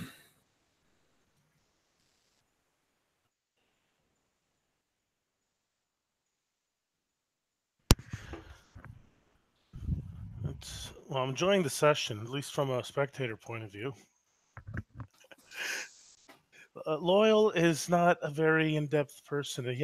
He does have quite a few skills and strengths, but There's a lot to be said for playing to literally your strengths, where you don't have to say anything or do anything when he walks into a room. You know, it's going to change the atmosphere of situations if you were to play to that. You know, you don't have to say anything eloquent when you're 8 foot tall, you know. Oh no, it's interesting. It's what he's good at has not come up this session, but it's fine. I said I am enjoying it. I suspect it will. That's Oh yeah, I came out because I thought it was you basically summoned the big giant, so right. he came out. Just I thought it was appropriate, but yeah, it didn't come up a lot in what he's good at, and he's not much of a talker, so I try to keep it important on point or something. But I can't remember what's an average movement rating. Oh crap! I'd have to look. Hold on a second. I'm sure I think it's 7 or 8. 9 is really good. Okay, no, that's why. So he is average in move 7. So I think yeah, Ruben has an 8. Yeah, he's not. Dexterity is his lowest. It's next. Well, sorry, appearance is the lowest. Then dexterity. Dexterity is Ruben's highest. Yeah, then intelligence and power, education, and then the 3 main physical ones go up. Oh yeah, for sure. I can had see to that. sacrifice something to get 110 size. So yeah. Right. And 95 strength. You know. All right, I am back. That was a very busy little bio break for me. Your cat attack you again? Nope, I made quesadillas. Quesadillas. You made quesadillas in one bio break. Mm-hmm. Oh yeah, yeah, quick, cheap, poor man's quesadillas. Oh, okay. Just tortillas, some chorizo, some shredded cheese in the microwave for 40 seconds. You know, one at a time, but you know. I got distracted by my wife, so I didn't have time to. Easy, Paul. We don't need to know the details. Let's try to keep it, you know, NC-17 here. PG-13. I had to deal with the dogs. Are we missing anybody yet? Or is everybody back? Haven't heard from Rob yet. Nor Merrick? No, I'm here. I've been back. No, you're not. Oh, right. Sorry. I'll be back in just a minute. Okay, so as soon as Hey, I'm Rob's back. Once Rob's back, then we'll resume. Very well then. I would kill for a cell phone and gaslight. If you had a cell phone in Victorian London, you would be like, I don't know what you'd be. I'd be a witch. I'm a witch. You'd be shit out of luck because you have no way to charge it and you have no nothing to connect to. That's a good point. You'd have no satellite signal. It would just be, we'd have to have telephone service before of some kind before you would move on to a cell phone. No, there is telephone service. yeah, there is. yeah. You had you actually had It's just extremely rare, you know. facsimile and teletype. So if this was more of a what is it, Warehouse 13, they might have had communication devices in this time period or something. Right, right. But yeah. Well, anyway. Oh man, let's see. What am I gonna do here? How am I gonna do fucking Sherlock Holmes? Maybe my next character will be a electronic mechanical engineer type character, and he creates the first cell phone. Huh. I'm back. All right. I am just looking for an image here.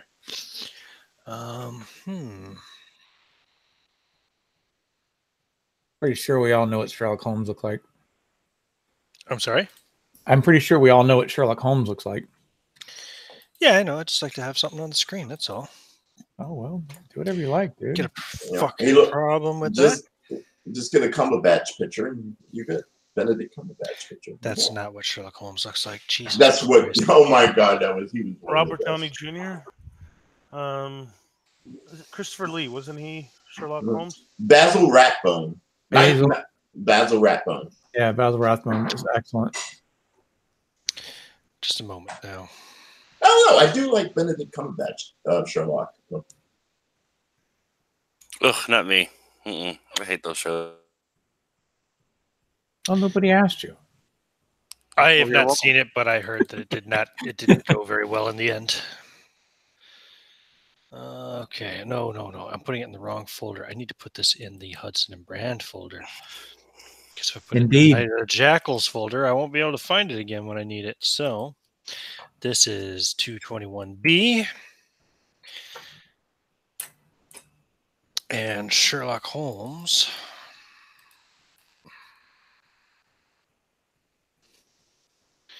Is that what I wanted? Yeah. Here's what I wanted.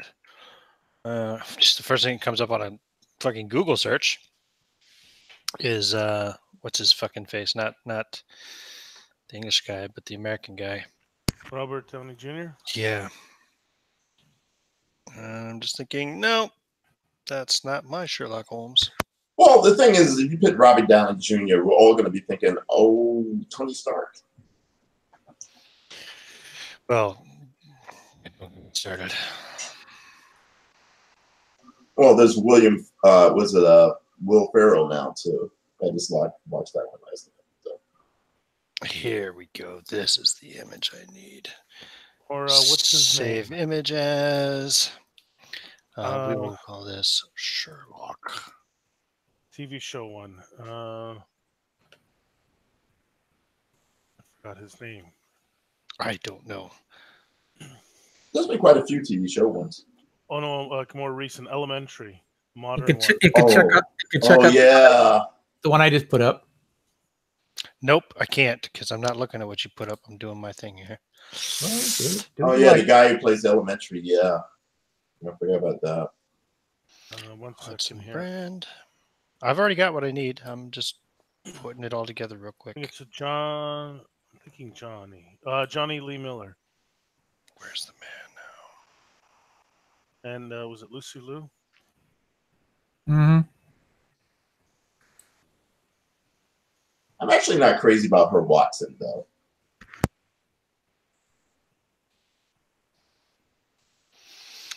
Yeah, that would do good enough. Okay.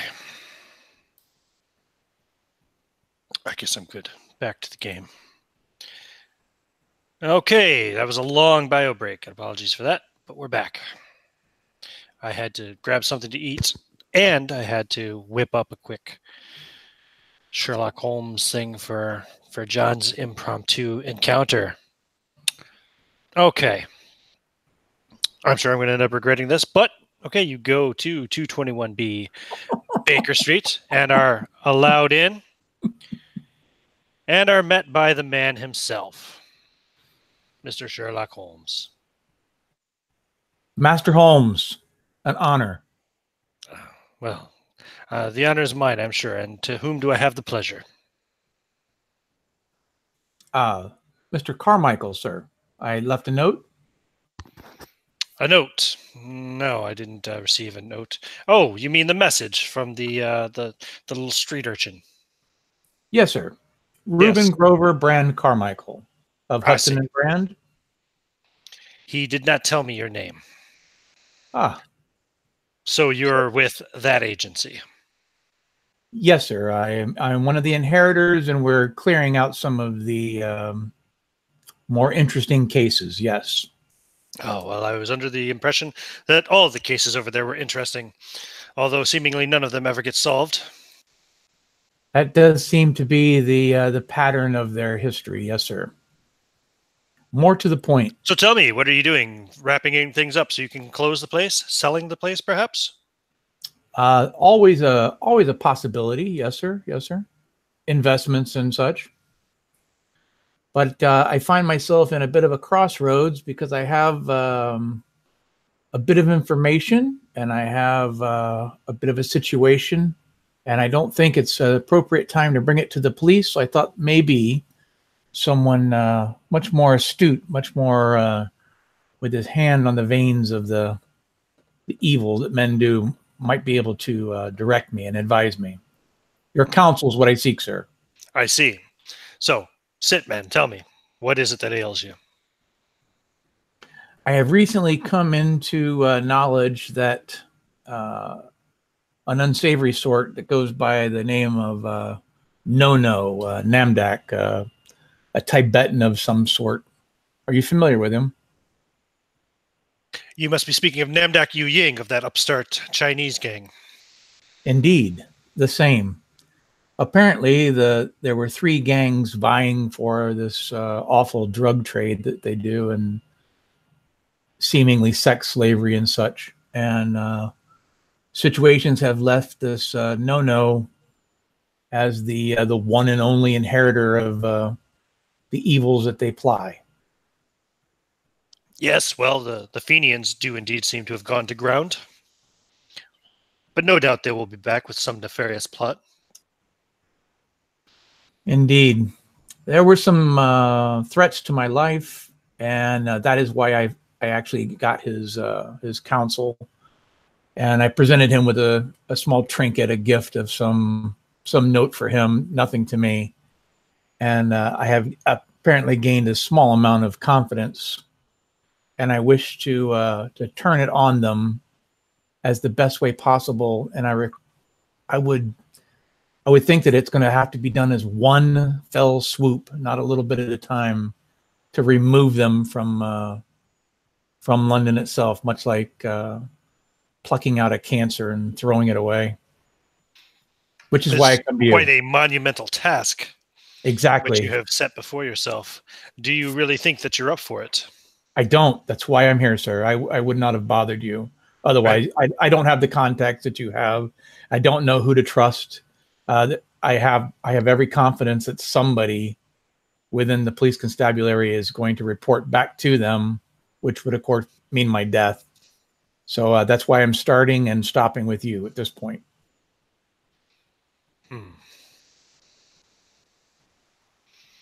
What would you recommend?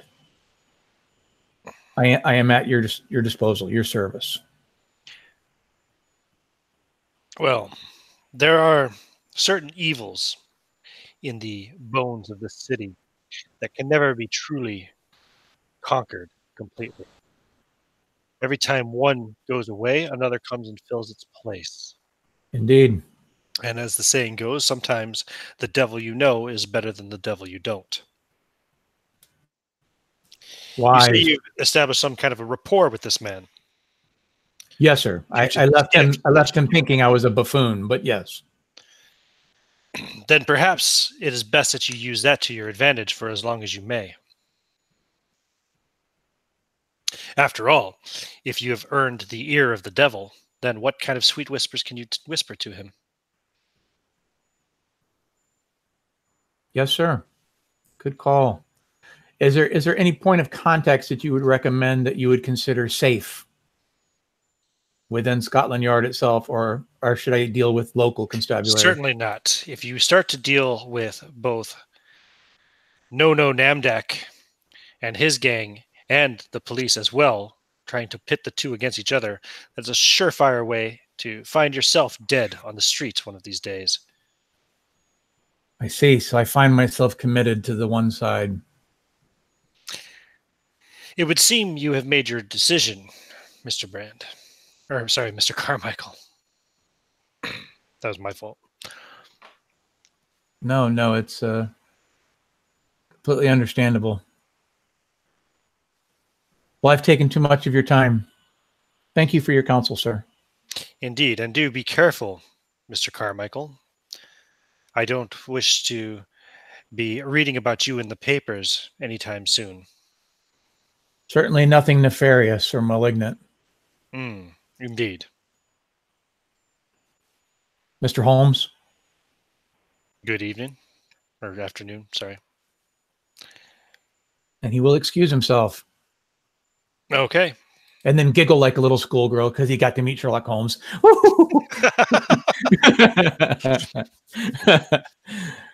Trying to maintain his dignity. Mm-hmm. Very good. Mr. Sherlock Holmes does not have a very high opinion of Hudson and Brand or their of course not inquiry agency. But well, that was also part of the reason why I wanted to go there, to let him know that we were actually doing something that could potentially have worth. Yeah, that's cool. Very good.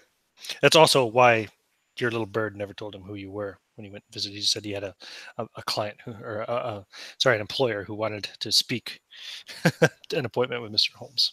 Ah, good. About to get that boy a tip. Smart. Wise beyond his years. It was Albie. You sent Albie, remember? Yes, of course. Okay.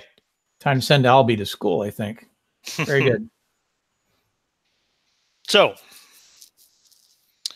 anything else you guys want to do with the afternoon until dinner time comes along, when Bennett and I was going to the Army will Navy return.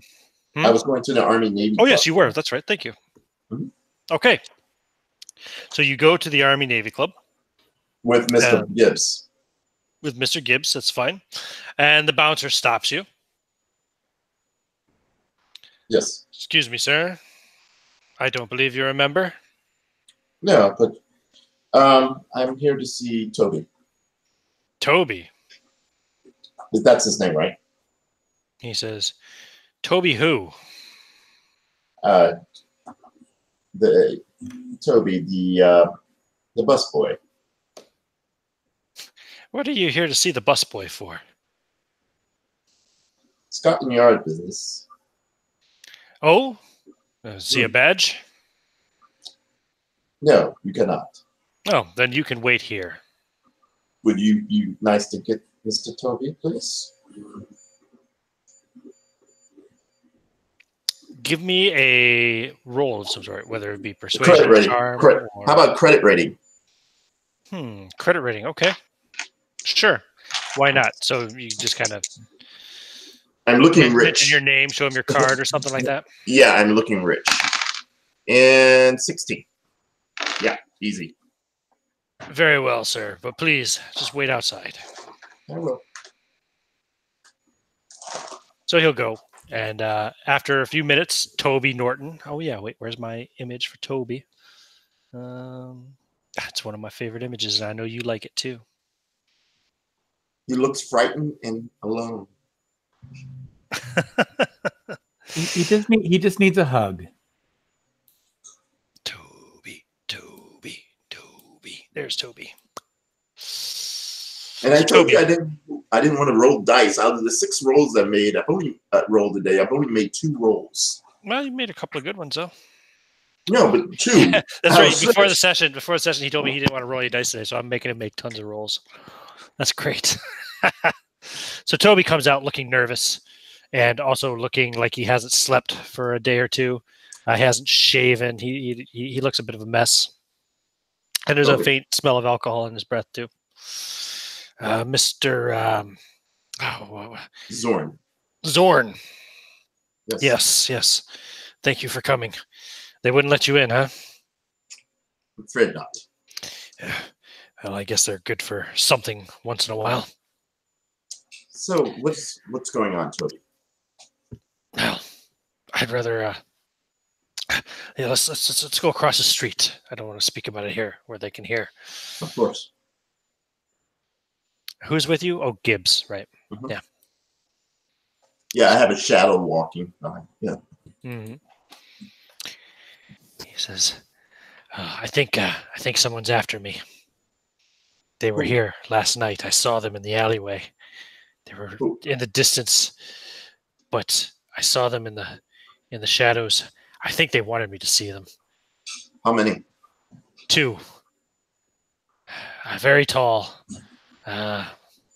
Looked like they had long pointy ears that stuck up off the top of their head. I saw the reports about Major Gower. And did you see the news this afternoon with all the panic and the talk? I'm afraid I didn't. What did they say? Werewolves in London. Okay. Yeah. Does that amuse you? I've had a very rough day. So, what did you do? Explain the situation. You said you saw them. Then what happened? Yes, when I was taking the trash out last night, I saw them in the alleyway. Well, I went back inside the club and stayed inside all night. This is the first time I've been out since. You've been there since? Well, other than briefly this morning to grab your boy and send a message. Yeah. So, what time did this happen? It must have been a little before midnight. Interesting. Do you need protection? Maybe. I don't know.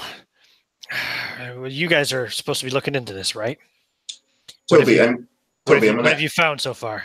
Toby, I'm going to ask you a question, and I need your straight answer. We may be able to save your life, but lie to me, and your life may be in danger, and there's nothing I can do for you. Well, my life has been in danger most of my life. So, what's the question? Tell me about Abaddon, the village, the raid. You already found out about that, huh? And you have my word, Toby.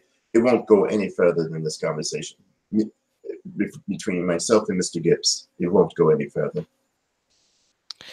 Fine, I'll tell you what I know. Colonel Hollingsworth, he wanted that cult broken up to prevent any further fanatical religious uprisings. We got together about 40 men, and we proceeded to this underground temple where the cult was meeting. There was something very unwholesome about that place. It's hard to say exactly what, but it just makes me shudder to think of it. We killed all the cultists inside. And afterwards, Hollingsworth sold off all of their valuables and split the money up amongst all of the men involved in the raid. We all swore to keep mum about this, so only those who took part in the raid would share the spoils. Remember, the colonel himself, he didn't take no money. But he kept a couple of treasures. God knows what. There was a mummy, and I don't know what else. Did the major and the sergeant major take any of the money? Yes, they were in on the raid. What about Alan? And I forgot to get Alan. Alan Paice. Yeah, Alan. No, Paice. he was wounded. He stayed at the camp with the doctor. What about you? Did you take any? Of course, I was there. So was Orland. So was Sergeant Major. Can you? I'm sorry. Go ahead. I was just gonna say I'm listening, but I'm also focusing everywhere else, looking around, make sure we're not being watched. Good.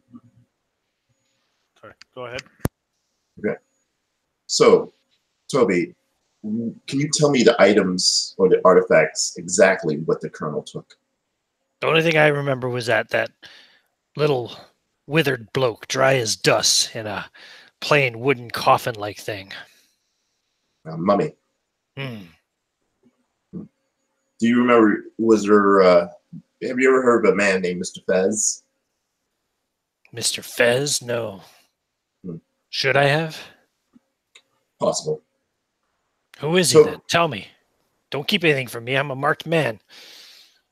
There is someone from the Cairo Museum here who says that he's trying to help.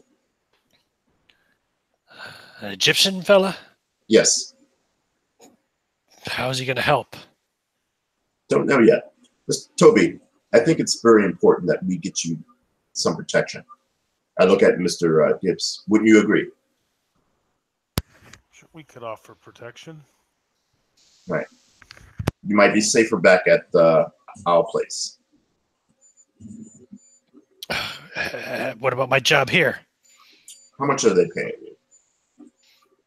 He spits out a pathetic amount. I'll give you a month's worth of salary. That's all well and good, but what am I supposed to do then after a month? Well, you'll be alive then, and you can decide. Stay here, and I cannot guarantee your safety. It seems that I'm making a guess, but believe that anyone who took part of the booty, as you British say, is winding up dead. Yeah, Orland, then Sergeant Major Crouch, And you saw the major and his Major boy. Gower. Yes. And we can't protect you here. Do you think I'm next? It would seem likely. Who else took part in the raid? Who else was there? That... No, I'm the last one. Yes. Yes, the doctor, he didn't go. He was with your friend's cowardly uncle. We don't like to use the word cowardly around him. Ah, sorry, I spoke out of place. No, I mean, he's coward. Don't get me wrong. Just if you see him, don't use the word. Anyway. He's twice my size. I wouldn't say that to his face. Anyway, Toby, I would highly suggest you come with us, but it's your choice. I cannot force you. Fine, fine. Just give me a few minutes. I need to go talk to my boss. I try to make him understand that I hope to be coming back after this all settles down. Of course. Just wait here. He goes back inside, and he comes back out about 20 minutes later. So, all right, well, I don't know if I'll be able to get my old job back, but like you said, at least I'll have my life. I'll keep my life. Fine, take me to your to your base, whatever you call it, to your headquarters. Yes, of course. So, if it's all right with Gibbs, head back to Hudson Brand. Okay. Yeah, no problem. Yes, and I say, Toby, I would like you, when we all gather, I'd like you to retell the story that you just told me about the raid. Fine. To everyone else. Who's everyone else? How many? 4 more. The colonel's not going to like me telling this. Well, I've already told you, I guess. The word's out. It doesn't seem the colonel cares much about your safety. And I doubt if you or the colonel would be prosecuted in a British court. He didn't even come to the funeral. Yeah. Yeah, not at all. Right now, my main concern is to keep you alive and to end these bring the cause of these ghastly murders to justice. Fine, okay. I'll go with you. back to Golden Square. Okay. Anything else, or should we just fast forward to dinner time when everybody's together again? I got nothing else. Okay. So we'll move forward to about 6 o'clock, maybe a little after. Markham will have prepared a pretty simple dinner, something along the lines of like a roasted chicken or something. Okay. Some, potatoes and vegetables and whatnot. And yeah, I guess around that time, then Bennett, and as long as they stick to their plan, Bennett and Bonham will return. So actually, let me take Toby off of here. And we'll go over here. And basically, when everyone gets together, I'll introduce Toby and ask him to tell what happened at Abaddon. Is everyone there for dinner then? Did everyone come? Oh, yeah. Okay. So Toby will tell the same story again. Do you need me to go back over it? Did anybody miss it? No, I heard it. Okay. I'm He'll good. tell the exact same. Not a word different, really. He's you're pretty sure he's not lying. Mm. He's not embellishing. This is a man who's afraid for his life. Has anybody been to meet that colonel or seen his household, been to his household of our group? I can't remember. You were there last time. You were. Oh, I can't remember. In fairness, okay. you were there skulking about on his property in the middle of the No, night. I meant inside his household. Yes, but he wouldn't see any of us. His wife was there. She spoke to us, and that's how we got the lead for the Egyptian fellow. But beyond that, nothing much. Was his wife? Did she look like she might be pregnant? No, No. definitely not. All right, just a thought. So, gentlemen, that's the situation. Interesting. So, when I did my investigation, I found a notebook with many names and locations The written bell in it. rings, interrupting your speech. Markham says, "I'll get that, sirs." Actually, this might be a little premature, but I actually put my hand in my jacket where my revolver is. Okay. Markham walks back in with Inspector Craddock. I removed my hand. Yes. So Inspector Craddock comes in. Did I have an image for Inspector Craddock? I can't remember if I made one. Doesn't look like it. No. Okay, that's fine. We'll worry about that later. So Inspector Craddock comes in and says, "Gentlemen, I see you're entertaining guests."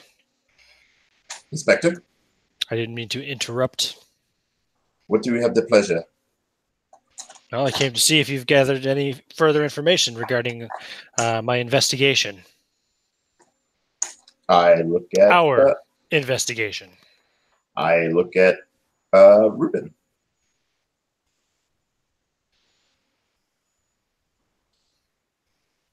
And Ruben is muted. And Ruben ghosts you. Doesn't say anything.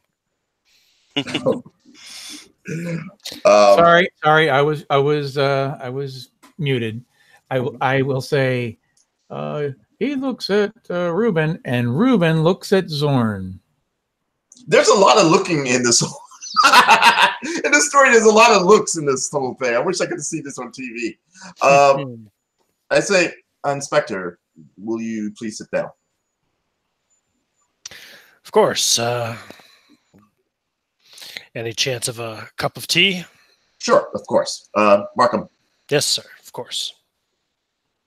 Markham, if you please.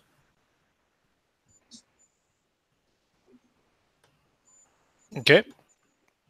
All right. Inspector, what we investigated the 3 murders, and I do say murders. And what we came up with is a possibility that these were done by a foreign agent. Perhaps someone seeking revenge from proposed atrocities done by the Buffs in Egypt, in a town called Abaddon. I see. That's what the major had said. That's what he was talking about.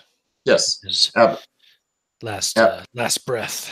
Yeah, Abaddon was a town in Egypt which the Buffs performed a raid on.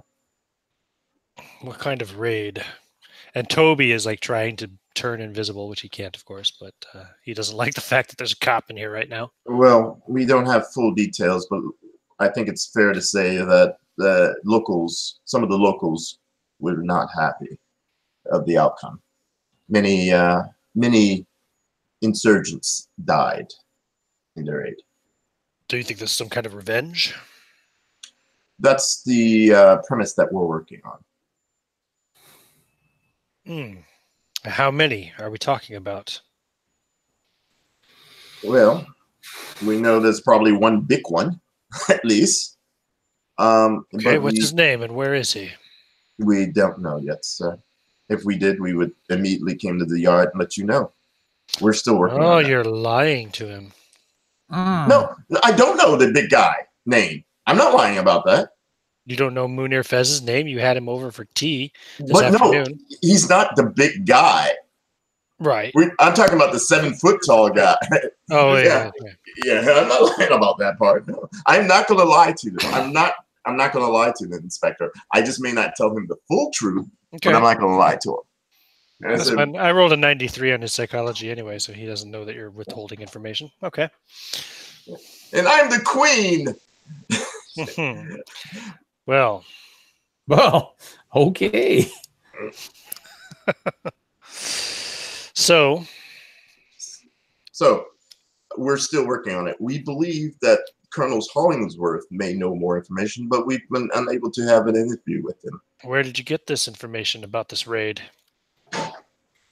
Well, from several of the soldiers, unfortunately. They're not all with us anymore.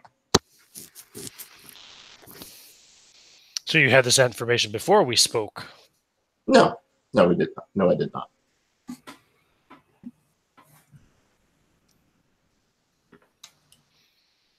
Again, Inspector, I'm not holding anything back. There's lots of leads, and I'm simply trying to separate those that are factual versus those who are not. And who is that, he says, and he points at Toby. Toby was one of the soldiers of the Buffs. I see. So you know something about this then? And Toby just kind of looks at you, looking betrayed, kind of, and I can't believe you're talking to the cops or whatever. Toby, it's okay. Inspector, the inspector here is a friend. And then Toby just pretty much breaks and says, yes, I know about the raid. I can tell you the whole thing. And he does. And then he's actually a little relieved when the inspector doesn't have him clapped in irons and dragged out of the house. So this is interesting. Yes, and this is where we're at right now. So we believe that the colonel may have some information, but we don't have the authority to force him to talk to us. And the thing is, he is a man of some means and influence. I would hate to see an official try to force their way and find nothing. If you know what I mean, Inspector. You're not aware of my reputation. I'm afraid not. I see. I've been a policeman for over 20 years. I'm known for my sometimes overly suspicious nature, and I have been known in the past to pursue my cases to exhausting limits, going beyond protocol. Aristocrats and street thugs gain the same level of justice from me. If they've broken the law, then they have to pay. I don't care what part of society they're from, or in, or heading towards. It's gotten me into trouble at times, but my record preserves my job. And I respect that. You don't find that often in this society. So what would you want us to do? I think we should go and have a talk to the colonel right now. I look at everyone else around the table. You will come with us, so he'll know that we know what you've told us. And Toby's like, no, I can't go there. I can't face the colonel after revealing his secrets. Toby, you are protected. We will make sure nothing will happen to you. Isn't that right, Inspector? The inspector just kind of shrugs. No, you don't need me. You don't need me to go. You've got him. He points at the cop, and then there's you guys as well. And Toby, I will personally make sure nothing happens to you. You have my word. the inspector says it doesn't matter. We don't need him. I will be going. Which of you wishes to come with me? I will go with you, sir. I will. Loyal stands up as well. I'll go with you, Inspector. And So we are going on a raid or something? Toby says, oh, wait, isn't anybody going to stay here with me?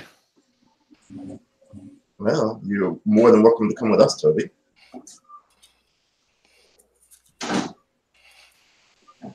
Safety in numbers, my friend. Safety in numbers. Markham says, I will protect the young master. We have a sizable battery. He gestures at one of the gun cases. It's up to you, Toby. I won't. I'm not going out there. I'm not going to Kandahar House now. Not after I've betrayed him. Okay. It's very well. I will have a carriage arranged. We will leave in 20 minutes. Inspector, of course you would not mind us coming armed, just in case.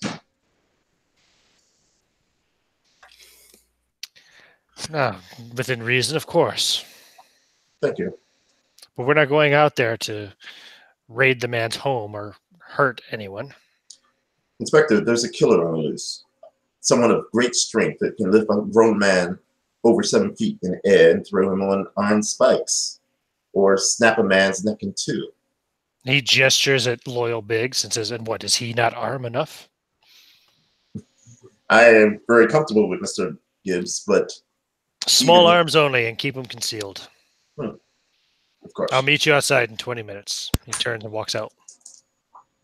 Loyal looks at his arms and doesn't say a word.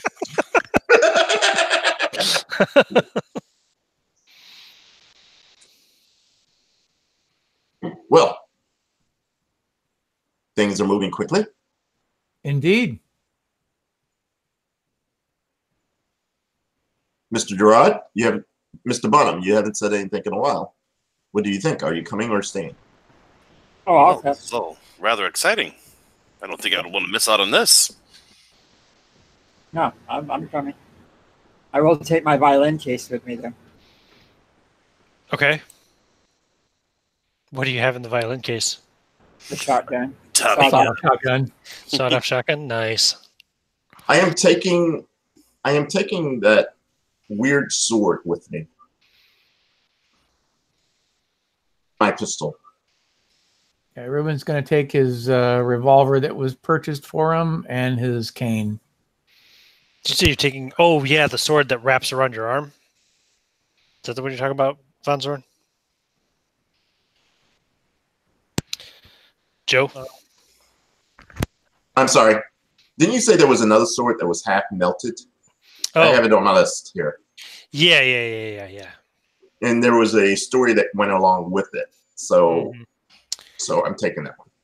Okay. That's not exactly a concealed weapon. I am wrapping it. I am going to wrap it and keep it in the carriage. Okay. Loyals, do you think could he conceal a machete under his clothing? Yeah, easily. Okay. Under his coat. Yeah. He has brass Be able to knuckles. conceal a rocket launcher if they'd been invented by this point in time. practically. He'll have brass knuckles just in case, and he brings his cane. Okay. His brass knuckles are like the size of a barrel head. But the thing is, mechanically, they only do +1 extra damage. So His brass knuckles look like what are those things called? Like a stockade. Right. I'm impressed. I mean, it's just like, Jesus Christ, if you man. agree that they look more intimidating than standard brass knuckles, maybe they should do more than an extra +1. I think they should. How about 1d8 plus 1? Get out of here. I wasn't gonna He's go already that got +2 d6 for his strength and size. Yeah, that's what I Indeed. didn't mean. I meant like a +2 or +3 at least, but that's fine. I'm good. I could go with a +2. I'll go with a +2. So I will just bring my cane with me. okay, I'm looking for your damn melted sword now. Where was it? Didn't you have a name for it? No. There Where's was the name there for was actually a Called story it- that went behind it. He called it Sheila. Lieutenant Campbell's saber. Yeah. That's Nice. the one. He was ambushed supposedly by an angry spirit during the Second Afghan War while on patrol, and he discovered an old shrine carved into the rock of a valley wall. He slew the spirit but lost his mind, which was broken as his sword once the fight was done. Nobody was sure who reported this tale, as when he was discovered half naked and raving on the valley floor, he was in no state to string a sentence together. Brought home, quietly given an honorable discharge, and committed to an asylum.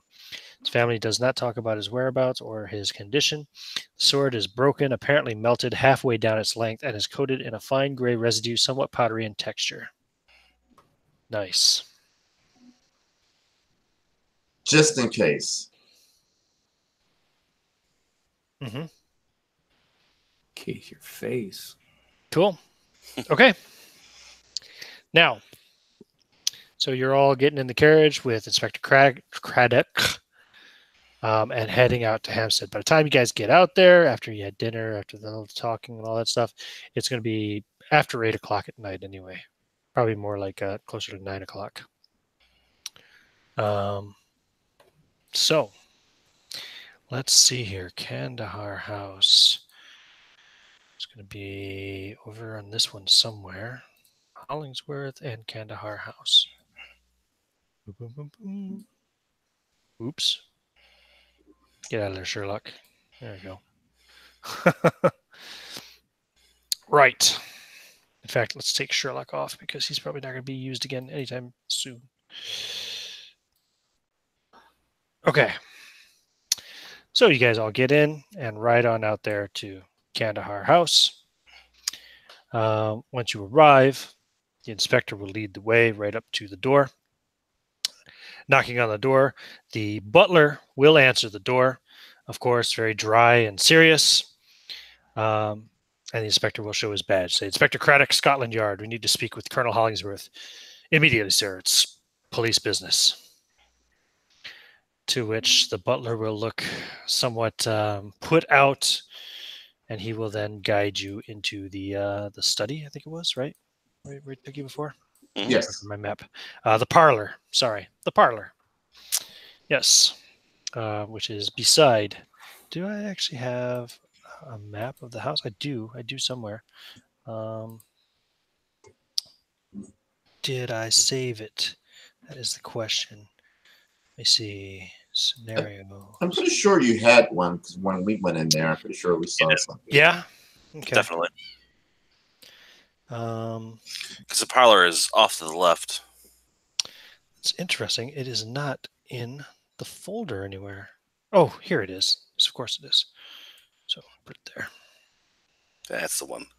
Mm-hmm. I do it that way. You can see it all right. Yeah. Yep.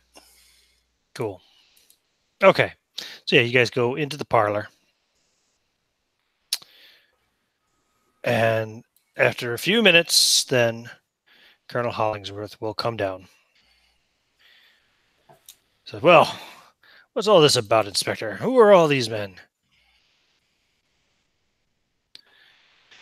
The inspector will say, well, these gentlemen here are on behalf of the Hudson Brand Inquiry Agency. We've all been looking into the case of your murdered comrades in arms.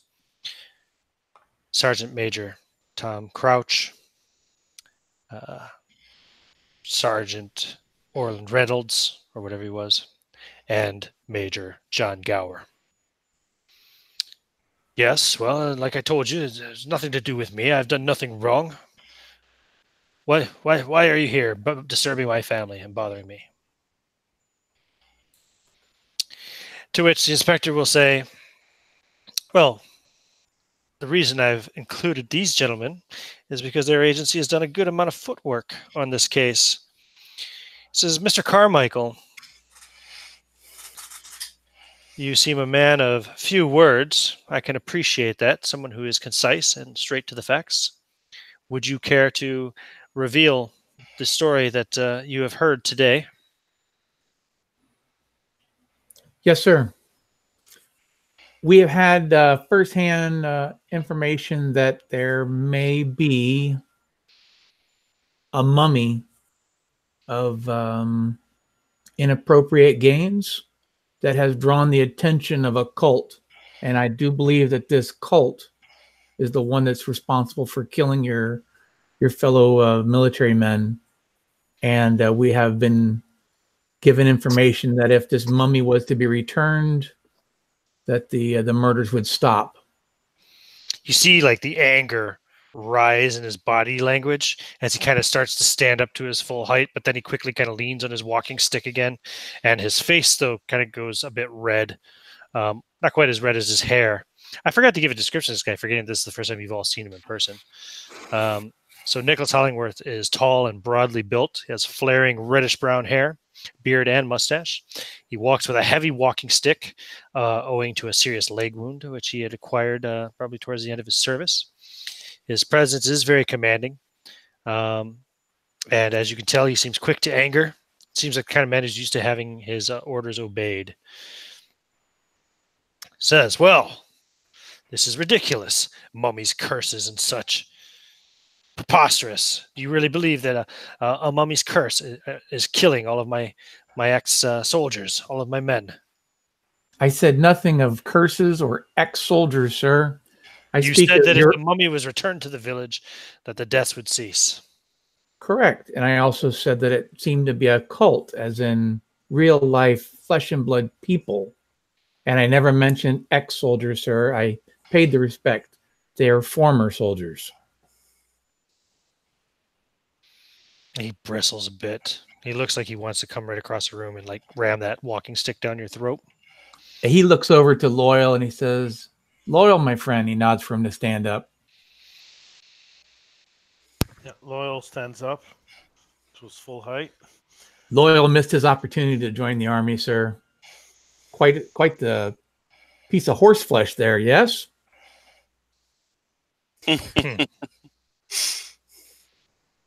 So what do you think? You think that these cultists are here in London now, seeking revenge? Is that it, Colonel? Yes, sir. I do. Colonel, perhaps we can clear this up and let you get back to your day. May we see the mummy? He starts to open his mouth, and then he stops. And he looks at the inspector, and he looks at you again, Von Zorn. He says, fine. Come with me.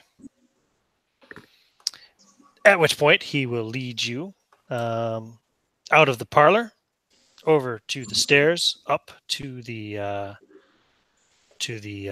first floor. And there, he will lead you to... Where's his study here now? I haven't looked at this map in a while. I probably should have done that. Locked and sturdy door. Where's that? Oh, yes, it's right there beside the stairs, isn't it? The Colonel's study. Correct. So he'll take you over to a very sturdy, locked door, at which point he'll pull out a key to open it. So, like the first floor is structured very similarly to the ground floor. Long east-west hallway at the top of the main staircase. To the west, yeah, blah, blah, blah. So the study itself is where he's taking you. It's inside there is a modest library with a massive oak desk and several souvenirs of his military service, including the regimental flag at a place of honor above the mantle. Lost my spot. Excuse me. In the southwest corner is a gruesome sight. Atop a large table is the crude lacquered wooden coffin containing the mummy of Sekta Out. You can see Hollingsworth has had the open top of the coffin covered by a large sheet of glass. Sure. If you approach it, you'll see it looks quite heavy. Can I ask a question real quick? Did Oscar tell us about the stones in the hotel room? No, because as I was about to start telling you about it, everybody interrupted me and talked about other things, so I never got the chance. Okay. No, he was going to, but that's when the inspector showed up. That's what happened. Okay. Yeah, remember the inspector showed up and yeah. Then I will not ask my next question then. Yeah. Maybe Oscar will ask it for you in a minute, or maybe not. So the corpse itself is surprisingly withered and small, wrapped in soiled, rotting bandages. The eye sockets are empty caverns. Do you all look at it? You all take a look, yeah? Oh, yes. Give me sanity rolls, all of you. Oh shit! It's just a horrible. It's just a horrible looking thing. It's really ghastly. I look at it. Do I get any sort of bonus or anything? No, because this is not your standard, kind of corpse that you're used to dealing with. This is this thing is who knows how many centuries old. So I have to roll under my sanity amount, or equal to or under. Yes. Ooh, half under. You're fine. Merrick, you said you failed? Yep. So Oscar loses 3 points of sanity. Oh, boy. Probably lets out an audible gasp. Like it's ghastly. It's just hideous looking. Really gross. At least you didn't shart yourself. Anybody else fail the sanity roll? I believe it or not, I made it. Fair enough. Okay, I take it nobody else failed. Okay. Yeah. I go. This is the thing. Where did you get it from again, Colonel? I took it out of that temple we raided in Abadan years ago. And Inspector, isn't there some sort of antiquities form that you must take, that people must take in order to remove such artifacts from Egypt? God damn it, Joseph. I don't think there is. Or at least if there is, it would be really complicated and hard to press. He's like technically the colonel hasn't broken any laws by bringing this thing here. And any laws that he may have broken would have been broken in Egypt, which is under the governance in the acquisition of, which is under the governance of the Great Britain, isn't it? It's a very complicated thing to bring to the courts, especially during a time of active military service. Yeah, true. And Hollingsworth just kind of, crosses his arms and looks at you and kind of with a smug smile. Yeah, but one would say this may be evidence in this murder trial, wouldn't you say? In what way? Well, if there is a cult killing people for this mummy, perhaps there is clues which could be examined back at the yard that would give us an idea of their identification.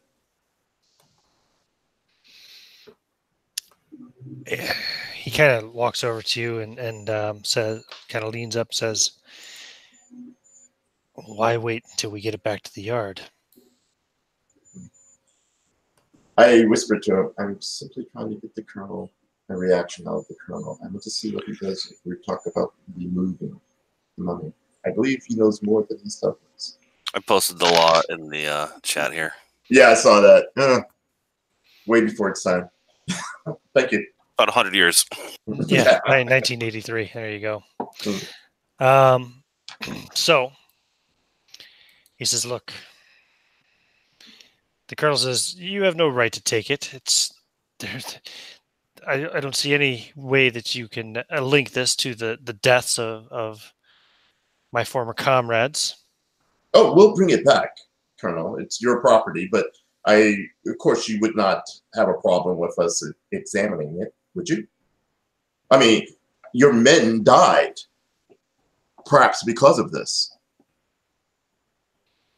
I'm going to look at the feet of the mummy. Is there anything obvious, like mud If tracks? you want to try to really get an examination, a close examination of it, you're gonna have to get the glass off. Does it look like the glass would be easily removed, or it's sealed in? It's very heavy. The inspector will say, maybe we should have a closer look at it then? The colonel says that it will require at least 2 men to remove that glass. Or one loyal. I was about to say the same thing. I was about to say, does it look like I can pick it up without breaking it? Do you want to try? Well, I meant like physically. Does it look like I might be able to pick it up? It looks without really breaking fucking heavy. It would be very awkward, even if you're really strong. I can give you a hand. I'm pretty big. Yeah, too. let Loyal do the bulk of the work and just be there to support it because of the I just awkwardness. want to. I'm fairly tall. I'm fairly well built. I don't want to like crush the glass. Like I don't know. But if it looks just thick and sturdy, then I'll try to lift up an end of it.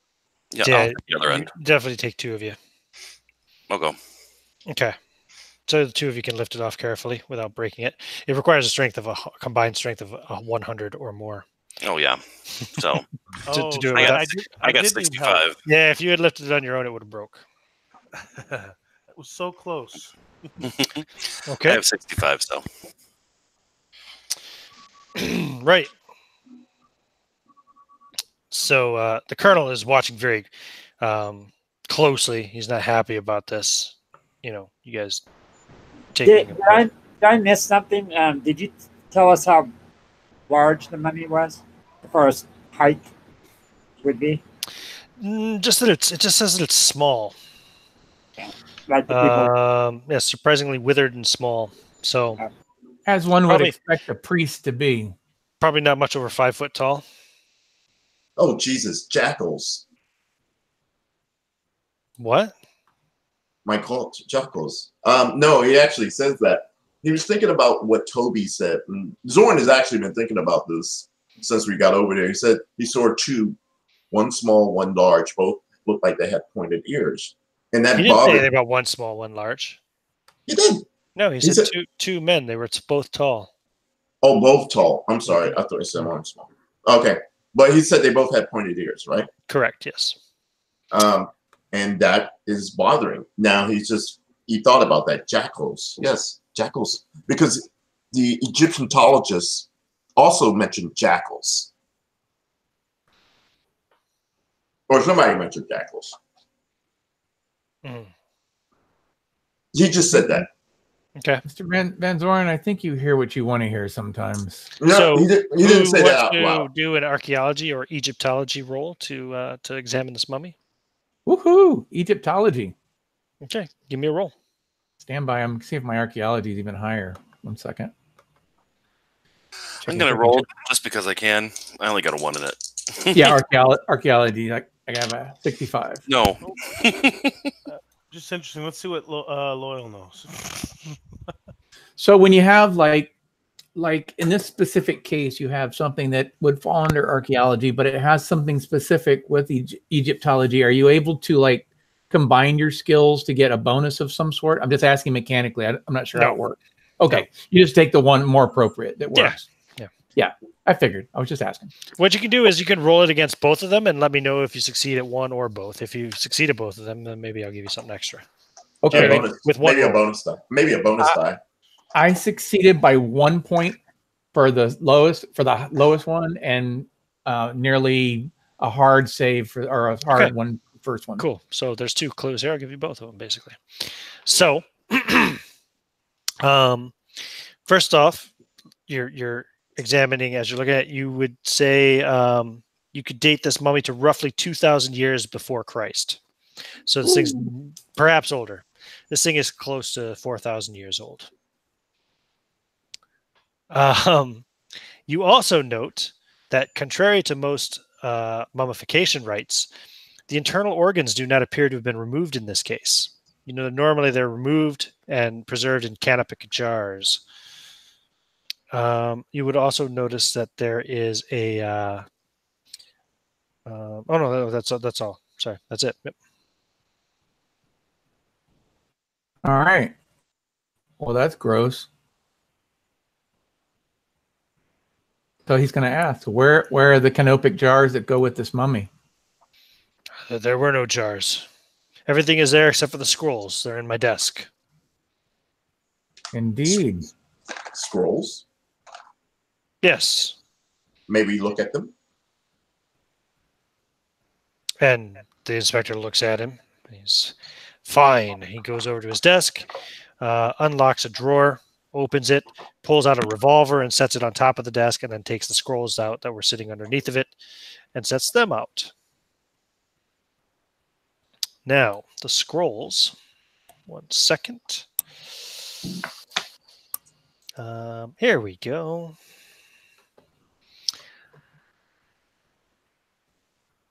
And let me just double check something here. I believe English translation. Yep, you find a series of scrolls. Actually, in fact, I have a little bit of a handout here for you. So I will pop that up onto the screen here in a moment. Let me get rid of Fez and shit. We don't need him on there anymore. Get out of there, Fez. You're taking up space. Handouts. So let me see here. It's this one. And this one. Conveniently in English. I like it. Yeah, they have been translated. There are also original ones in, hieroglyphics, but there are English translations. He's obviously had them translated. Do you want me? I will drop those also into the chat. Thank you. As soon as I find it, case 27. Here we go. So handout 3A and 3B. Drag and drop. Sending now. I expect to hear somebody's notification going off momentarily. Yep, there was one. Ding! So, the basic gist, just looking over it, they seem to recount the story of a small Nile Valley cult dating back over 4,000 years ago. So more than 4,000 years ago. The cult worshipped some incredibly powerful forces that supposedly had existed before the earth had even been formed, which gave their knowledge to the first priest of the cult, Sectout. Knowledge that no other man could comprehend without being utterly destroyed. When Sectout died, the cult preserved his body intact, for he had foretold that he would one day be reborn into a new world. Then he would bring ancient powers back to recreate the world as they saw fit. Sorry, the ancient powers back to recreate the world as they saw fit. But first, according to this prophecy, the mummified body of the priest would be stolen from the cult and taken to a distant land. There, his revival would take place, and that land would be the first to fall before Sectout's due gods.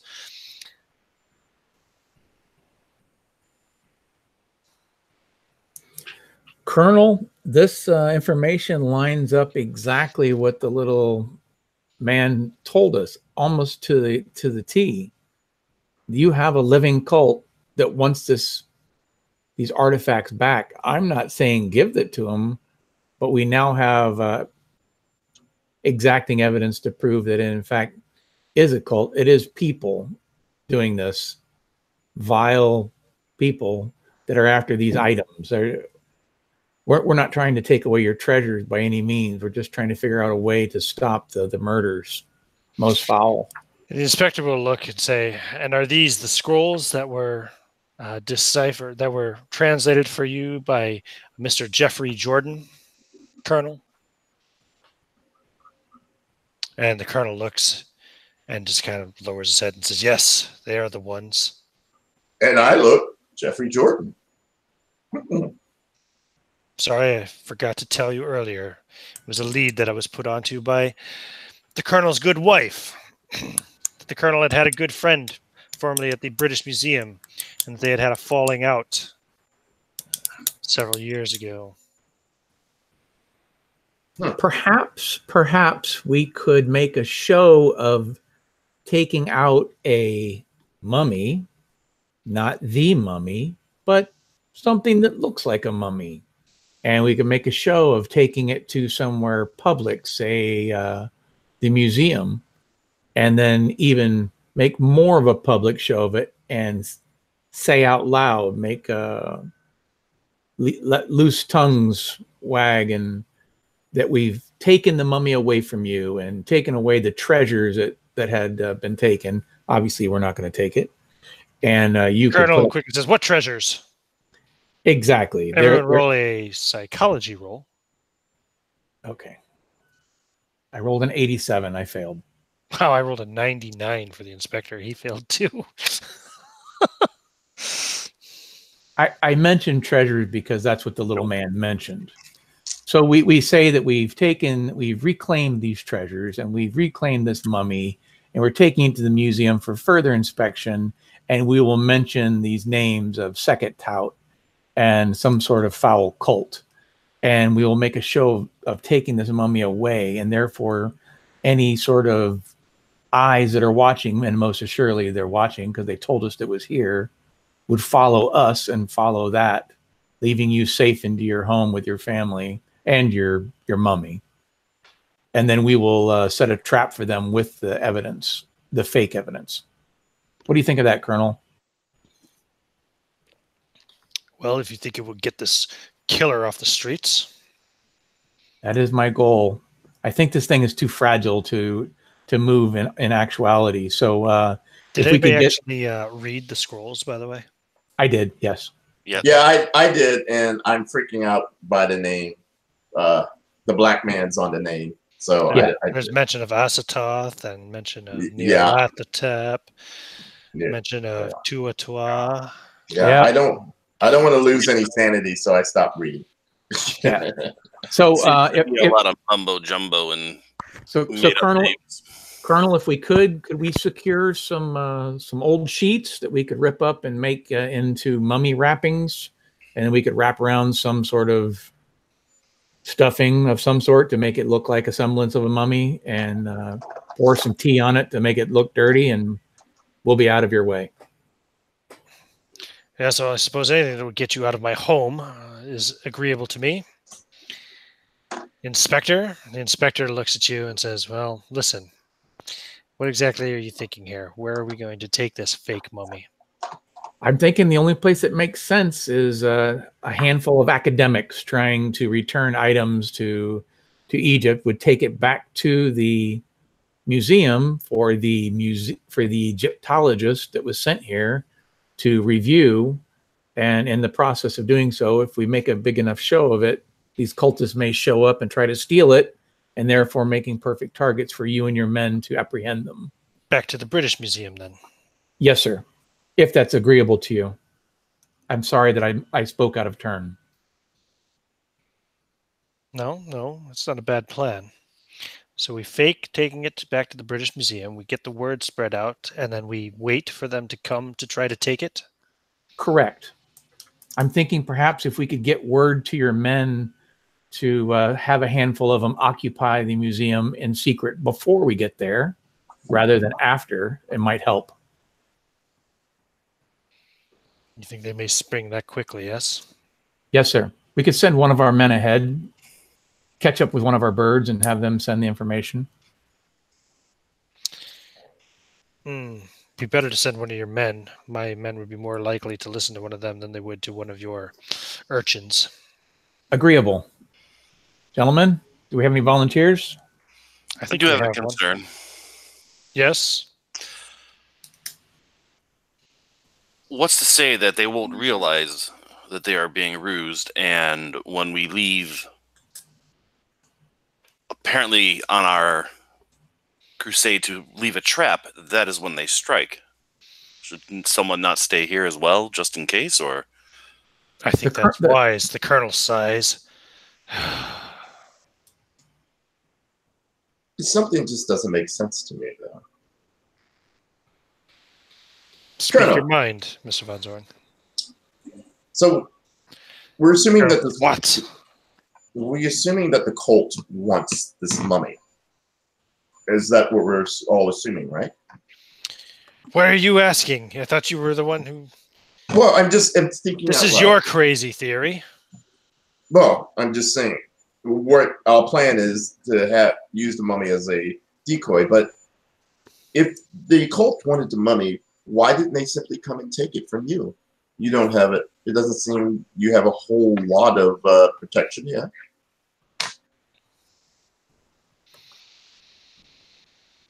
I mean, instead of going out killing your men. Well, Reuben did mention revenge. Right, but why Punish not all of the interlopers? Right, but why not simply kill the colonel and take the mummy right now? I mean, they could have done it just as easy as anything In fairness, else. as mad as I think your theory may be, all of the men that have been murdered were men who were involved in the raid. Right, and you were the commander of the raid. Is that not correct? Well, Yes. perhaps to unnerve their final target to the point where he's easy pickings. Possible. And one more thing, Colonel, and I'm doing my best Columbo impression. Who?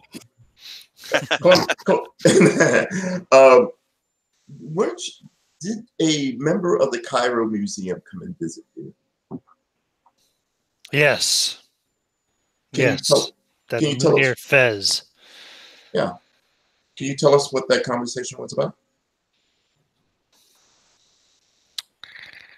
Oh, I can. 1 second. Hold on. I can go back and look to make sure I give the right information. Mm-hmm. Right. So.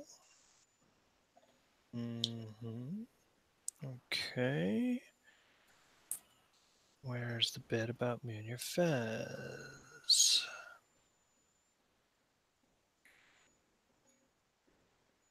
Yes. He came and told me to turn the mummy and the scrolls over to him before it was too late.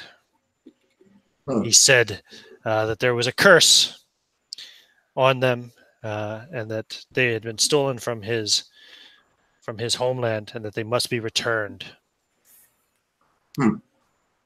That's all he said to you, nothing else.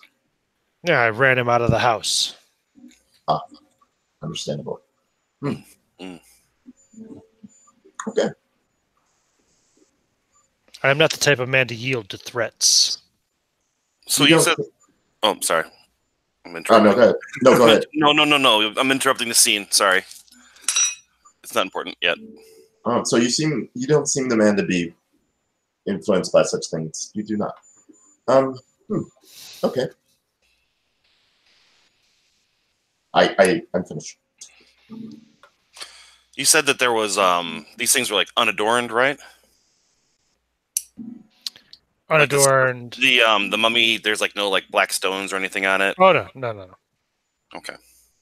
That's all I wanted to know. Give me a search roll. Okay. If you're looking. Oh yeah, I pass. I think is there a search a skill? Spot hidden. Spot hidden. Yeah. Sorry, yeah, never mind. Sorry, so many different game systems I play. So you pass. So you will find some hidden drawer compartments in the bottom of the coffin that pop up. You push them and they open. Little hidden compartments. They're empty. Colonel, was there anything in these drawers here? Well, yes, of course. That's where the scrolls came from. Oh, interesting. Roll psychologies. Nobody passed that earlier psychology roll, I take it, right? Oh, shit. That's a hard success. Nope, not me. He's lying. I got it failure. He's lying. Yeah, I rolled a 4. He is definitely lying, and he looks quite upset that you found that those secret compartments. So you're saying only the scrolls were in here? That's what I said. Are you calling me a liar? Yes, sir, I am. I will not take this in my own house, Inspector. Am I under arrest? This is people's lives at stake, Colonel. I want that man out of my house.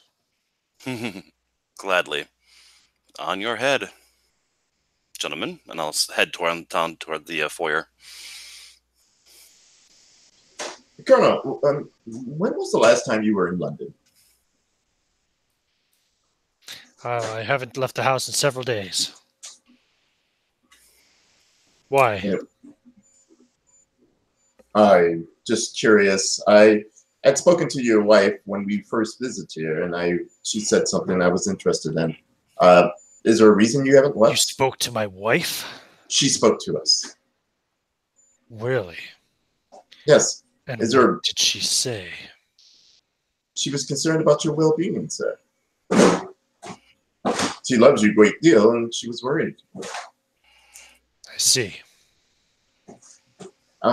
So, may I ask, when is there a reason you haven't left? Is there a reason what? You haven't left your home.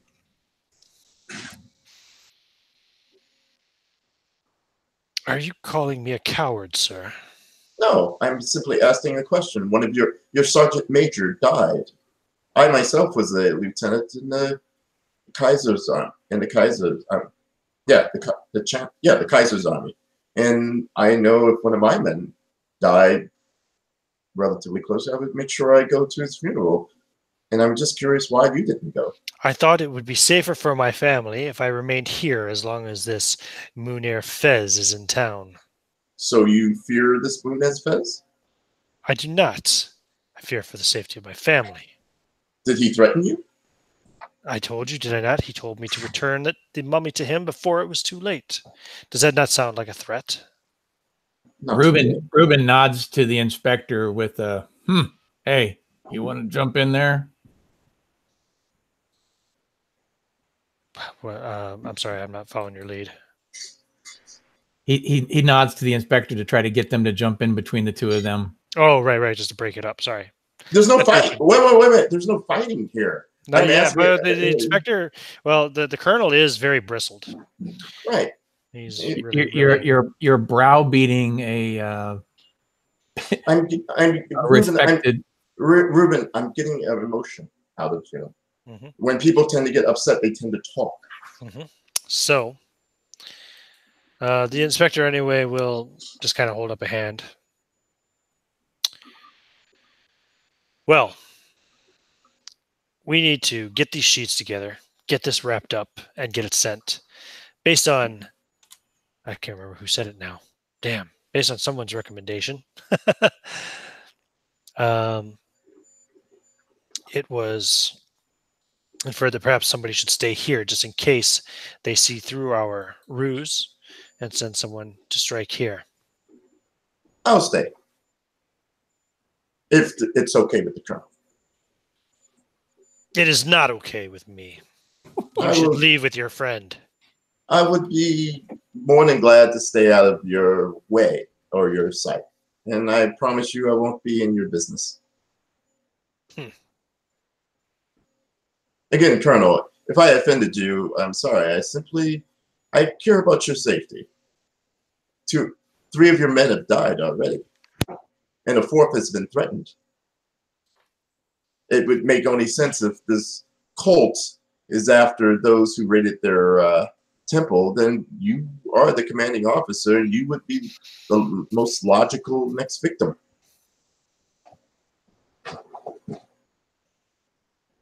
Right. Well, I will go and see you about arranging those sheets for you. Please, replace that glass. Of course, sir.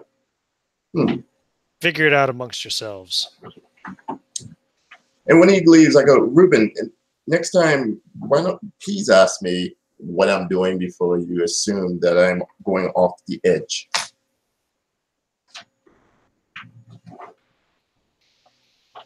So the inspector says, how should we go about this? Who will go with the mummy and who will stay here? I'll stay here. You know what? Obviously, Mr. Bennett will have to go with the mummy. If we split up 3 and 3, that means, well, I guess I will have to go with the mummy as well. So the rest of you will have to stay here. Wait a minute. No, there's not. I'm counting wrong, aren't I? So Bennett is going. There are 6 of us. If Bennett goes... Sorry, nobody else volunteered to go, did they? So Bennett goes, the inspector goes. With the mummy? So one more person will have to go with the mummy, yeah. Yeah, Reuben. Reuben. Okay, so Reuben, the inspector, and Bennett go to the British Museum. That means Loyal, Wilhelm, and Gerard stay here. Yeah? Sounds good to me. Okay, I want to take a note of this. So, by the way, it is now, what, Sunday night. What time would it be? You guys got here close to 9? By the time all this arguments have done, we'll say it's 10 o'clock? Yeah. So we have Reuben plus Oscar plus Inspector going to museum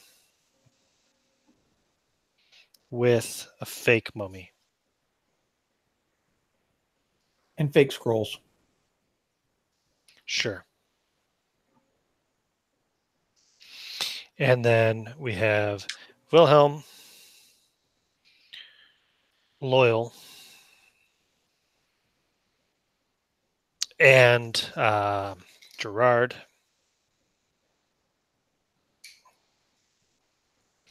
staying at Kandahar House.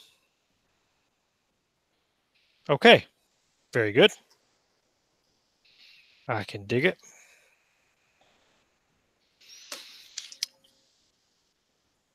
So actually, it'll be later than 10 p.m. by the time you get this fake mummy done up and all this stuff. Sure. It's going to probably be more like 11 p.m. Is a corpse needed? That would be great, but I know people who might have some corpses, legitimately, of course.